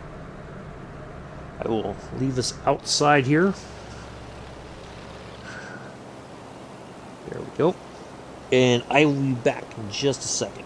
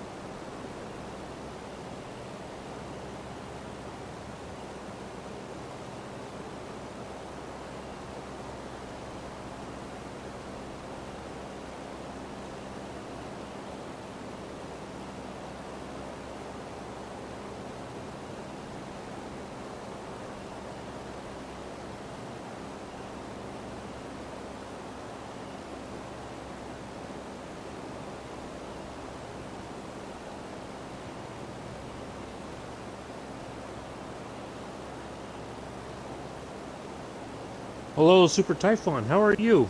Nice to see you here. So, basically, we're on our way to Dothan, Alabama, Dothan Regional. We just passed Tallahassee International, and our fixed point, which is Radme, is near a small. Let me look at this again. There's a airport called Donaldsonville Municipal. That should be to our starboard side as we pass through. We're going to kind of split two airports. One is called North American. It's a private airport, the Donaldsonville Municipal. So if we can see two runways, basically, and they almost head in the same direction. So when we pass through those, we'll know that we're close to our nav point there of Radme, and then we'll go from there. Ooh, boy, what did I say that it was like 307, right? Yeah. So air's kind of pushing us off a little bit off track here and there. Once we get to Radme, we'll start our descent into Dothan. We have a localizer at the end of our runway that we're already tuned into. Our final heading will be 318 degrees. So we'll pass through. We'll stay on 318 once we line up, or once we get past Radme, we should be able to stay on course on a 318 heading, and that should take us right to our runway.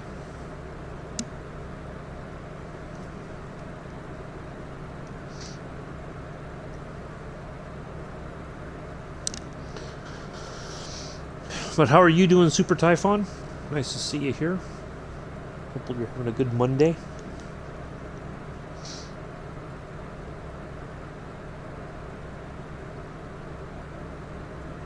Yeah, we've had some lurkers in and out. Two Cats was here earlier.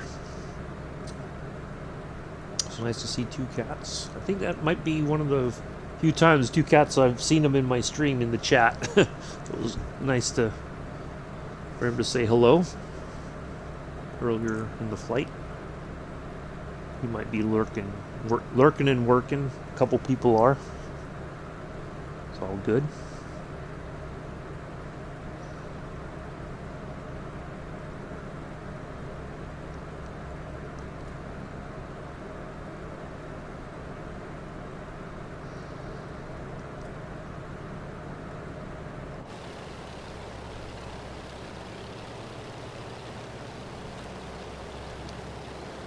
Half a tank of gas left in our flight today.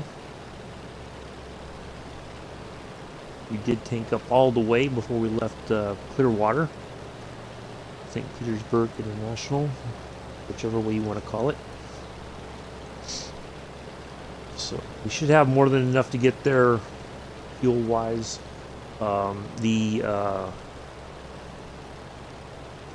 probably be roundabout just close to the yellow line there by the time we get there. I think we'll be fine fuel wise.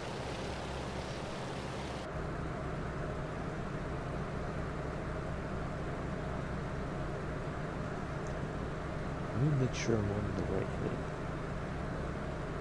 Yeah, 307. All right. Just want to double check. Sometimes I look at the wrong one and it's like I should be on a different heading, and then I'm like, oops, we're going to be way off course then.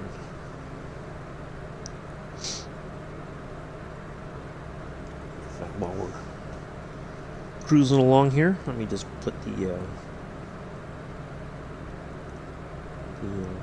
picture downloaded from the flight before we took off.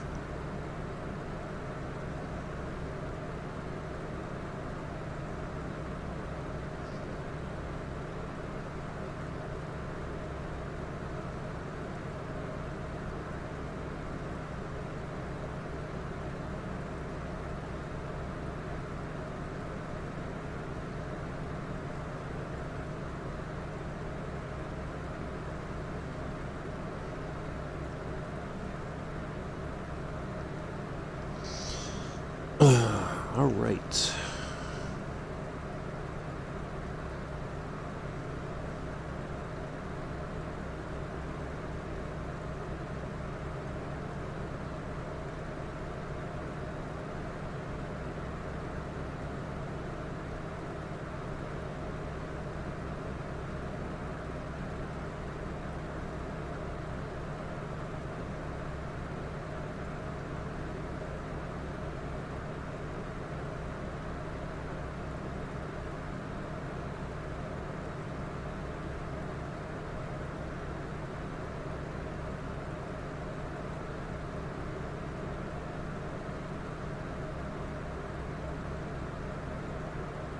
So we had a good weekend.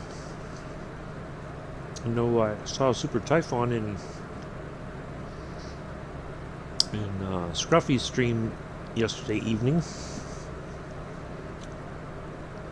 Yeah, so hopefully everybody had a good, nice relaxing weekend.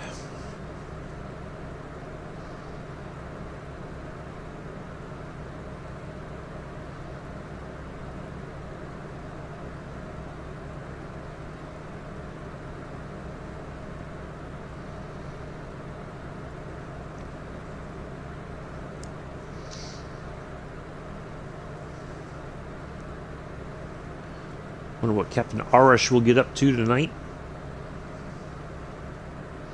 If he's streaming tonight. No, lately he's been stuck in New Zealand there because of the weather, I think.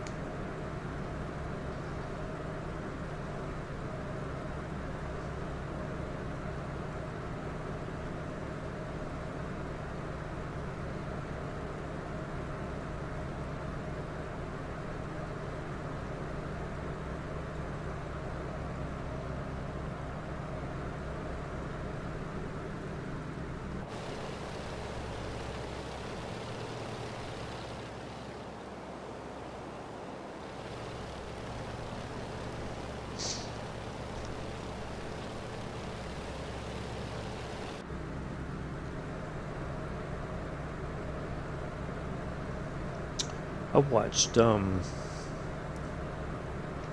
movies. I don't know if anybody knows the actor Neil McDonough. He's been in quite a few movies. He was in Captain America: The First Avenger. He was part of Captain America's team there in World War II. And so he plays this hitman with a conscience, basically.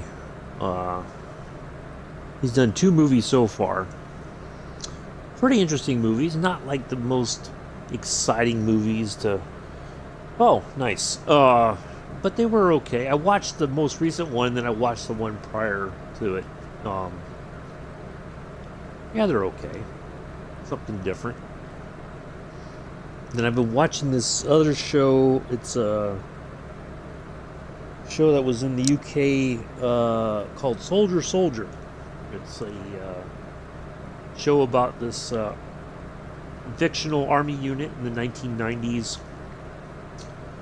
So it's very cliched. All the usual cliches of a military sort of aspect. You got the troublemaker trying to mow the lawn. Ooh. You got the unit troublemaker. You got the people who are, what do you call it? They've got a career and they're trying to, move up and all that. And some of them are married, some of them are single, and so yeah, it's an interesting show, but it's very cliched. Like after a while, you're like, this is, yeah, it's not all that, but it's not bad. Let's approach. I'm trying to think where.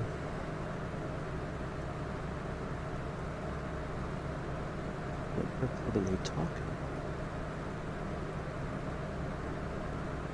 I don't see a Cairns, any kind of an airport called Cairns.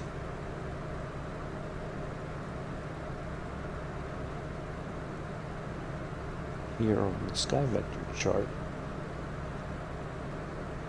Hmm.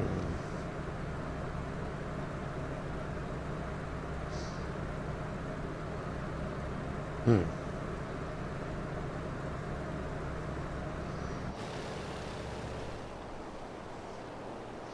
Alright, so I think I see where we just flew over, the Seminole River and Lake area. That should be right here. So we should be able to see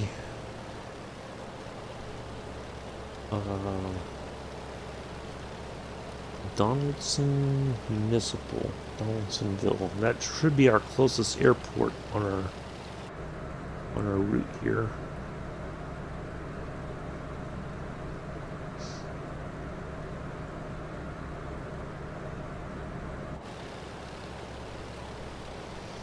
I don't know where Karen's approach would have been. That's Bainbridge. Where would have Karen's approach been? Quincy. Huh.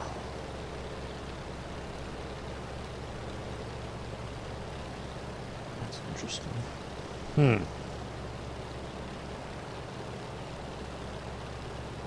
I don't know. Interesting. So I have an idea where we are roughly. We should see. So we should see. This should be the second part. The 1, 2.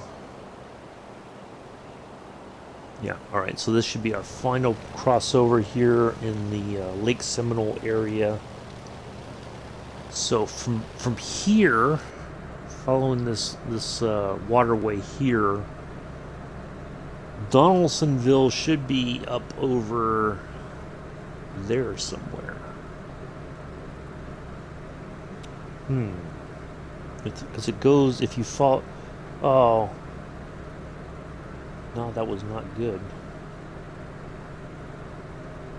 Which? Oh, I'm lost, Mick. What were you What was I saying? I forgot now.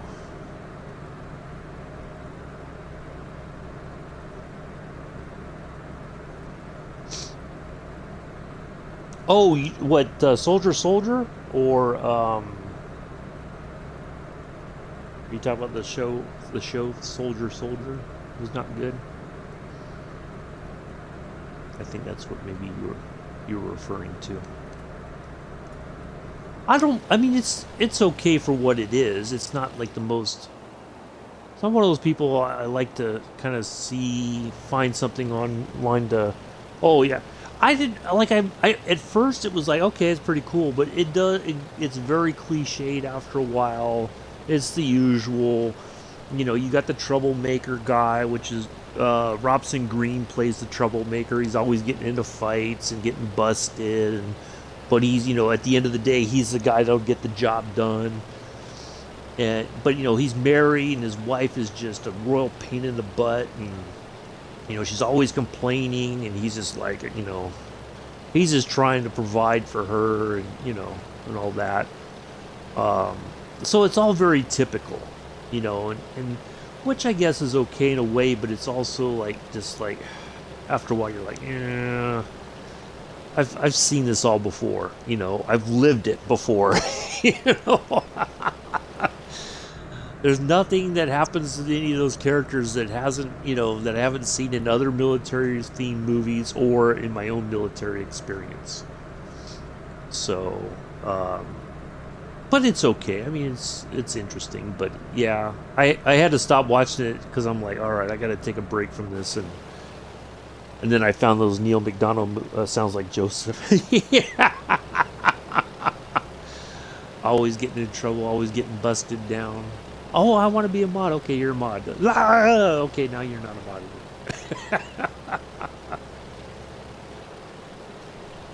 anymore. I mean, it's okay. Like, they go to Hong Kong for a season. They get stationed there towards the end of the British being in Hong Kong, and just before they turn it back over to the Chinese government. And yeah, Yeah, it's just it's a bit cliched, but it's also like, it was something different to watch. I'd never seen it before, so I was like, I'll give this a try.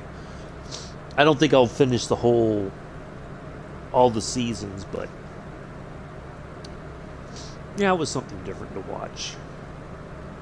But yeah, some of like Robson Green is the only name that I really recognize, but this was like early on in his acting career.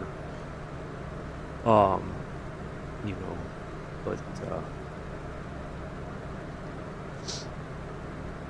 yeah, he's the troublemaker, or he's always the one in trouble. But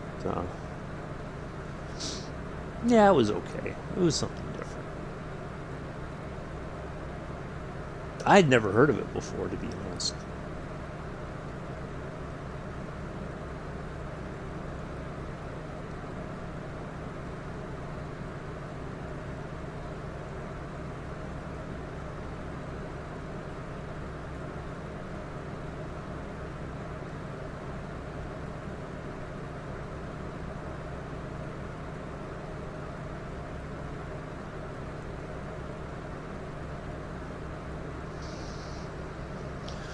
But yeah.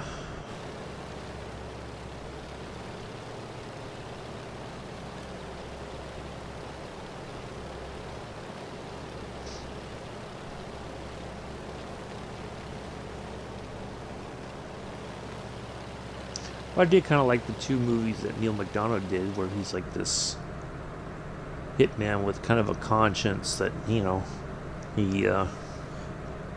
he's trying to make up for his past deeds, I guess. I don't know. It's not like definitely not like a John Wick kind of character or anything like that. I do like the John Wick movies, though. Well, you know what's coming up, though, at the end of the month, folks? I'm just going to put it out there. Probably that Sunday when we do the flight from Long Island up to Boston. We're going to talk a little bit about Top Gun Maverick. We're not trying to avoid the spoilers. Just some things, some little things that I've noticed from the movie. Some observations. There we go. Observations. That's a good way to characterize it. But I'll try to minimize the spoilers. But I've been wanting to talk about the movie for some time, so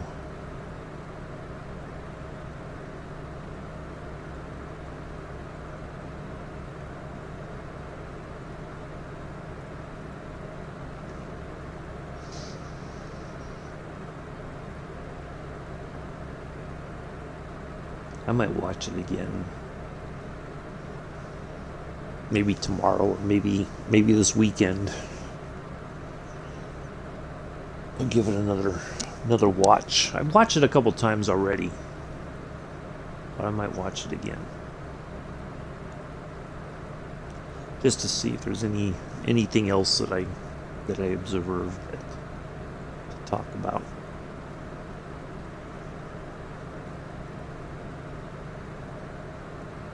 But again, part of it's going to be my observation. Part of it's just going to be a bit of my own opinion. Doesn't make it right or wrong. It's just an opinion. So if you don't agree with it, that's fine.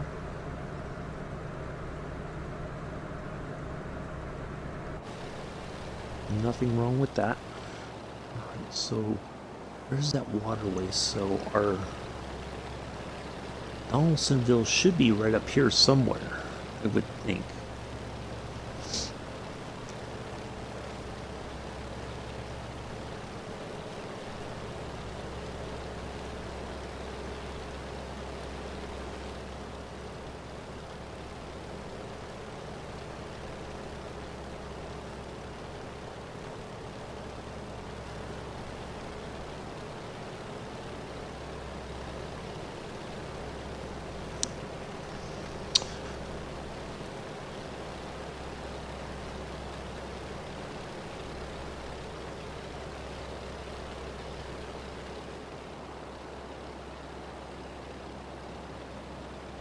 know it was like, unless it was hidden by the clouds. I know it wasn't far from that waterway that last waterway we passed over.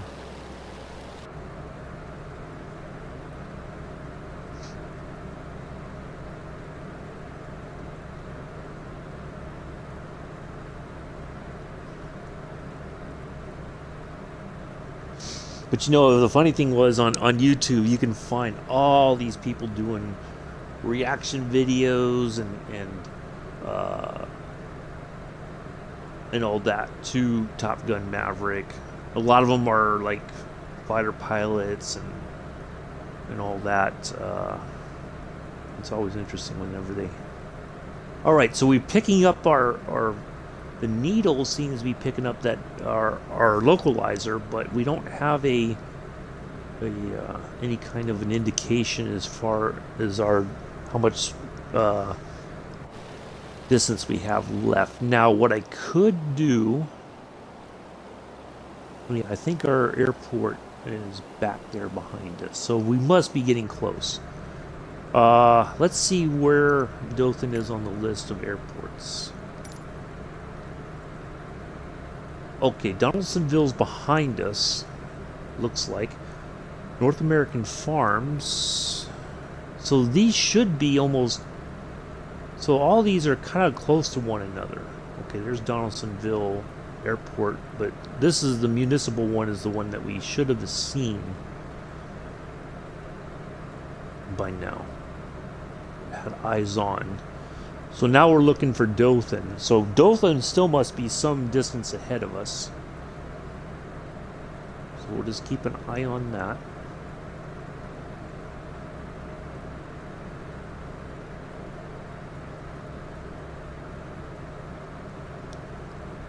But yeah, it's always funny. There's like all these videos. It's almost like there's a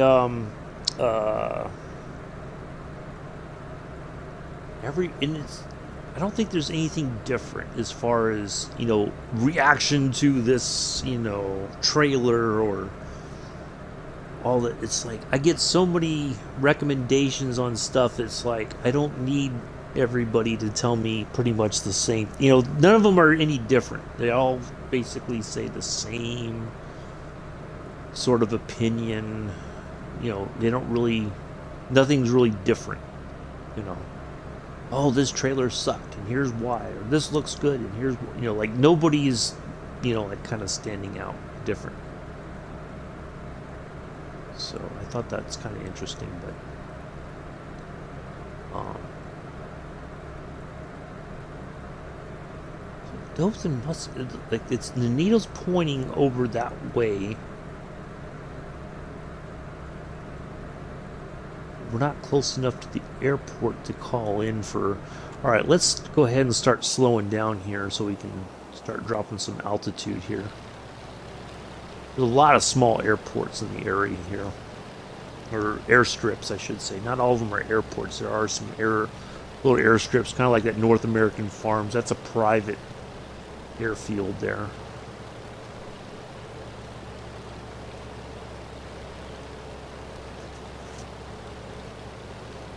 I think we can just go ahead and start dropping some altitude here.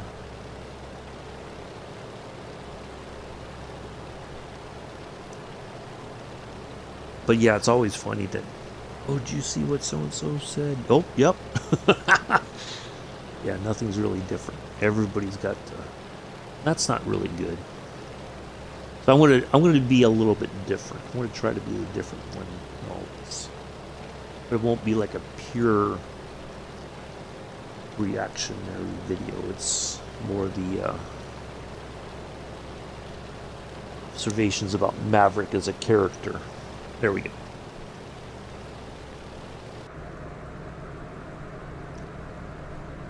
That's what I'm trying to do.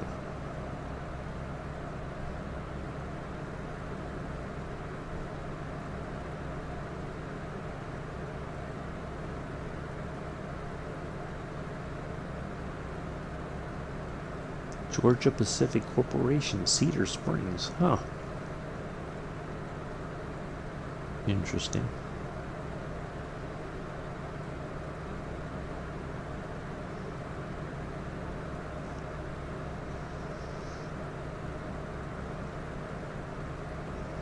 I think Joseph probably buggered off to go watch Jason over on whatever he's streaming. I know he's streaming right now.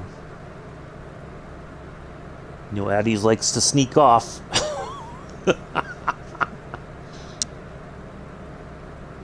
It's okay, Joseph, if you do. It's not the end of the world. I know you like to watch your different streamers. Alright, I think we should have turned some time ago. Alright, let's go on a 318.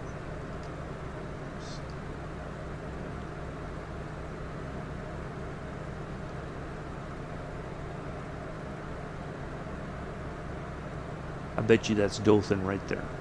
I bet you that's our runway. Alright, let's go ahead and check. Yep, there it is.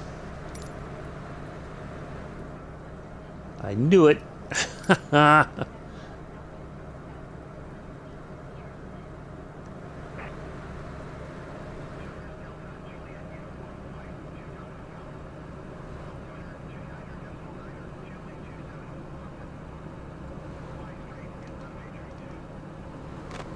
You got it, buddy. That should be 3-2 right there. Yep, I knew it. Dun, dun, dun, dun. Just playing FIFA. Yeah, yep. Of course, you're multitasking there, young Addies. He's like, oh, I better get my FIFA in case Mick won't let me play tonight. In case Mick goes on FIFA 23 instead of 22. Oh, Joseph. All right, there we go, folks. We are tuned in to our good thing, because then that told me. Now, that's one of those things. It's good to pay, as much as I like to joke around in the chat. If I hadn't been paying attention to that needle, we probably would have gone right past our airport. So, and because this is one of those parts of America where there's all these little private airstrips, farm strips, whatever you want to call them, it's easy to move past your destination. So, yeah, we found it. It's good to pay attention to that, because it was like, if I hadn't turned, we would have probably gone past, and then we would have been in trouble, and then I would have never heard the end of it from young Addies. You missed the airport, Rob. Ha ha ha ha ha. All right, folks. Let's go ahead and get this thing on the ground. I will be back in the chat once we are on the ground and got the plane settled here. So, if you do post something in the chat, I will read it once we have the aircraft under control and pulled off the runway, and ask for our parking spot clearance. Thank you all for coming in and hanging out today. Hopefully you enjoyed today's flight. Today's flight is brought to you by Joseph Adams and FIFA. So everybody say thank you, Joseph. Thank you, FIFA.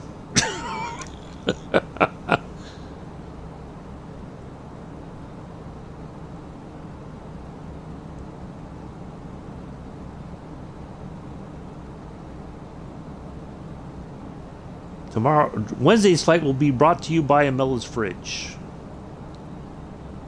Always stocked, but never for too long.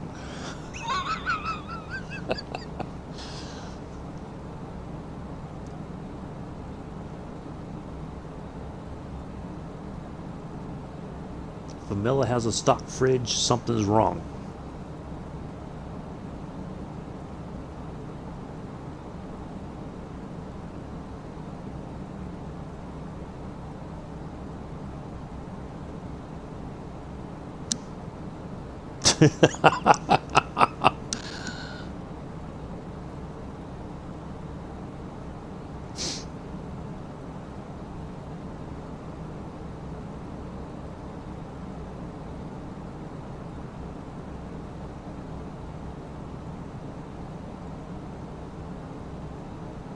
Thursdays and Fridays flight will be brought to you by Mick and his Stetson and cowboy boots. He may only be wearing those when he streams. Take that for what you will.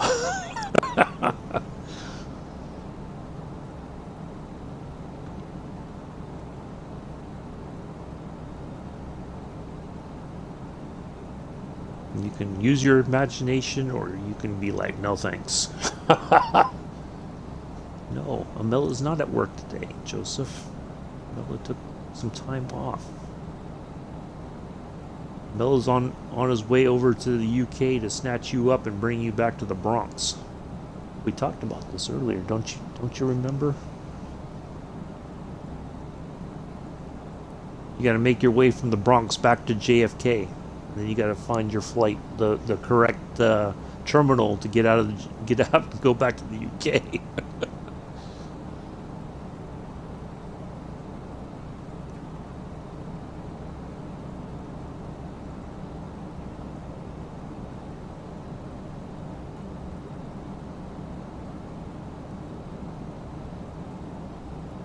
Oh yeah. Because if Amella was going to work, Amella would have said bye about 2 hours ago, roughly.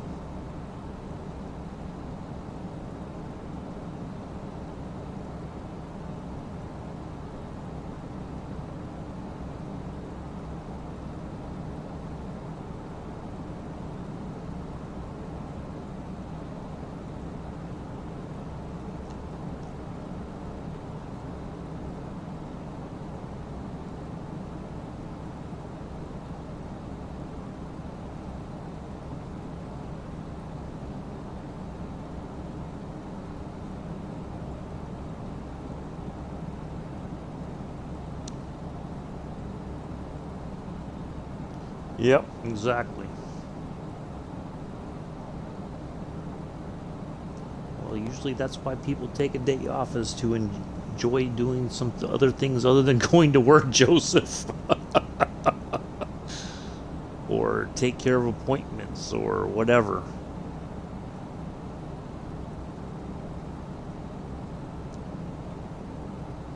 Maybe Amella's getting a haircut today. Who knows? And decided to take the day off for a haircut. Anything is possible. Oh, how's little Amy doing? There, Amella. Must be getting into all kinds of trouble just about now.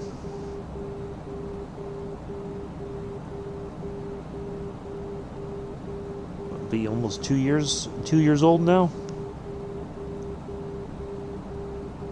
2.5, almost 3. Haircut and wax. Oh, Mick.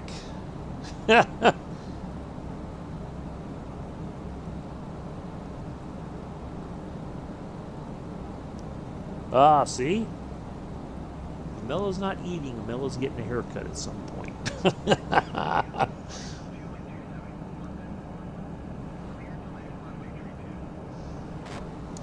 Yeah, how's little Amy doing?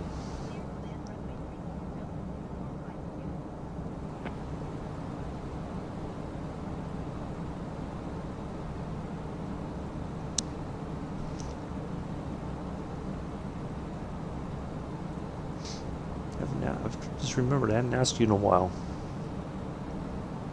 Yeah, I know. Just like I always know when you go to the shop, Joseph. Because suddenly you go silent in the chat, and then all of a sudden you're like, "I'm back." Yeah, you went to the shop, or you went to McDonald's. It's one or the other. One or the other.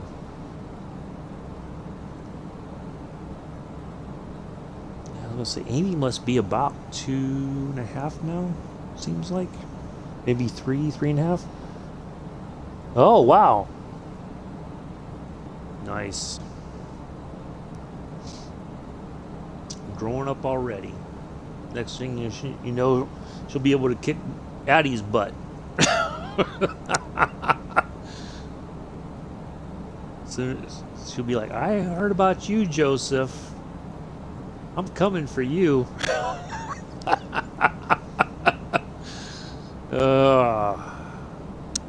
Angel told me all about you.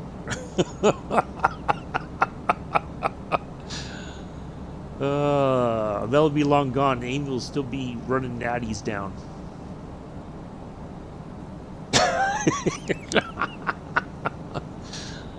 uh,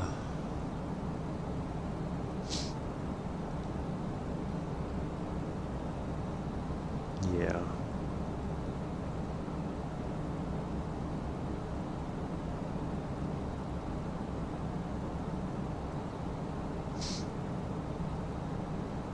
All right. Yeah, see, I figured about right with the fuel. All right, we got to flatten down just a bit more here, folks. There we go.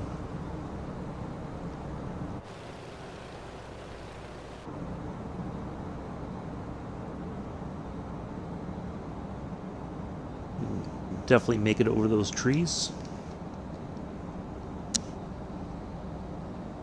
Yep.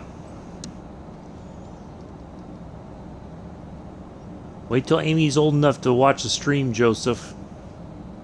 She's gonna tell you about your swearing. Ooh, you said bad words. Ooh. Ooh. I was told you can't say those kinds of words.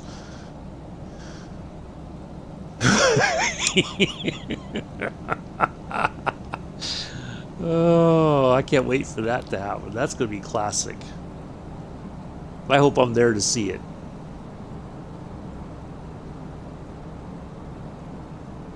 All right, here we come, folks. Here we go. Here we come. There we go.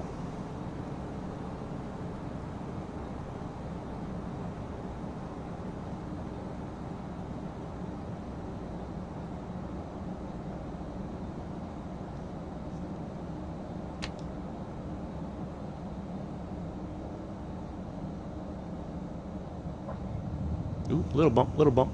There we go. Oh, oh no, in the game. Oh, oh, come on. Oh, really? Really? Yeah, it was butter. It was butter. You saw it, Super Typhon. It was butter. I had a butter landing. Now the game crashed on me. You've got to be kidding. All that time. Oh, man. You've got to be joking. Oh, my goodness.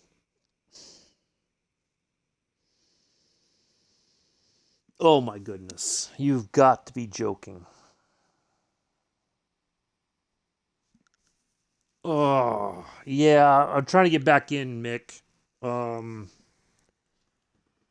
Yeah, all right, it's loading back up. Sorry. I'm coming back on. I got it. I started up. The game crashed, Joseph. It kicked me all the way back out. Just as I touched down, boom, the game crashed. Oh, you got to be joking. That was a fantastic landing too. Oh, man. Yeah.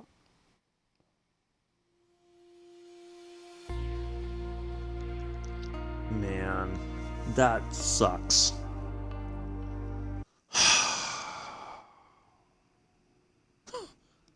Wow. Oh my goodness. Wow. Why? Why? Oh man, that just oh. Well, let's see if it's on my I don't think it will count for the time. Let's see if it no, because it didn't no, it won't count. It won't be on my in my flight logbook in the sim.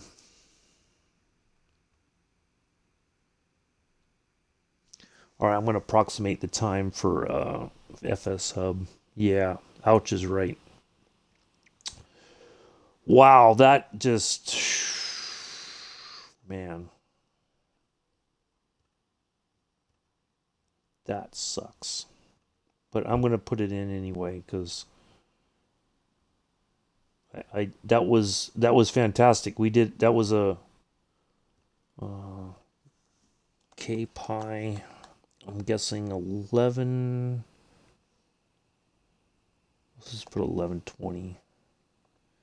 We went to KDHN, and let's put 14,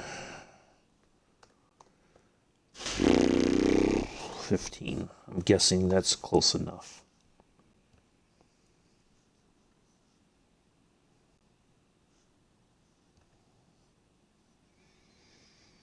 Oh man, that blows. That really blows. Yeah, the game crashed. Oh, let's see if it's on my logbook. I don't think it will be. Nope. I already know it's not. Nope. Well, I'm counting it as done. Man, that was like 3 hours just gone. Almost 3 hours of flying just gone. That's fantastic. Oh. Microsoft, what are you doing to me? Are you trying to give me a coronary or something? Oh, man, all that flying just right out the door. Well, oh well, it is what it is. I'm disappointed, but I'm not gonna say anything more than that. It's not worth it. But anyway, we'll be back on Wednesday. We're gonna take off from Dothan. We're gonna head over to Gulfport, Biloxi, Gulfport in Mississippi. Yeah. So sorry about that, folks. What can you do? Just one of those things that you just never know what's going to happen. But anyway, I will thank you all for coming in and hanging out. Regardless, sorry about that.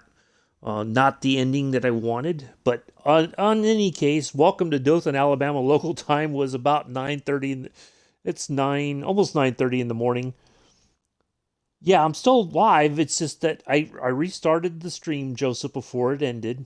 So I got back. Otherwise, if I don't get back into the sim, then it's going to end the stream for me. That's the thing. It's just that it doesn't take me back to where I was. That's the only drawback, is it doesn't bring me back to my hey, Scruffy. Hey, yeah, I just had I was coming into Dothan Regional here in the Junkers 52, and the game just went kaput on me. But we're gonna wrap it up here. Do give Scruffy a follow if you haven't followed him already. Great streamer, great guy, always a good laugh in his streams. Do give him a follow if you haven't already. Well, thanks, Joseph. I know it's not my fault.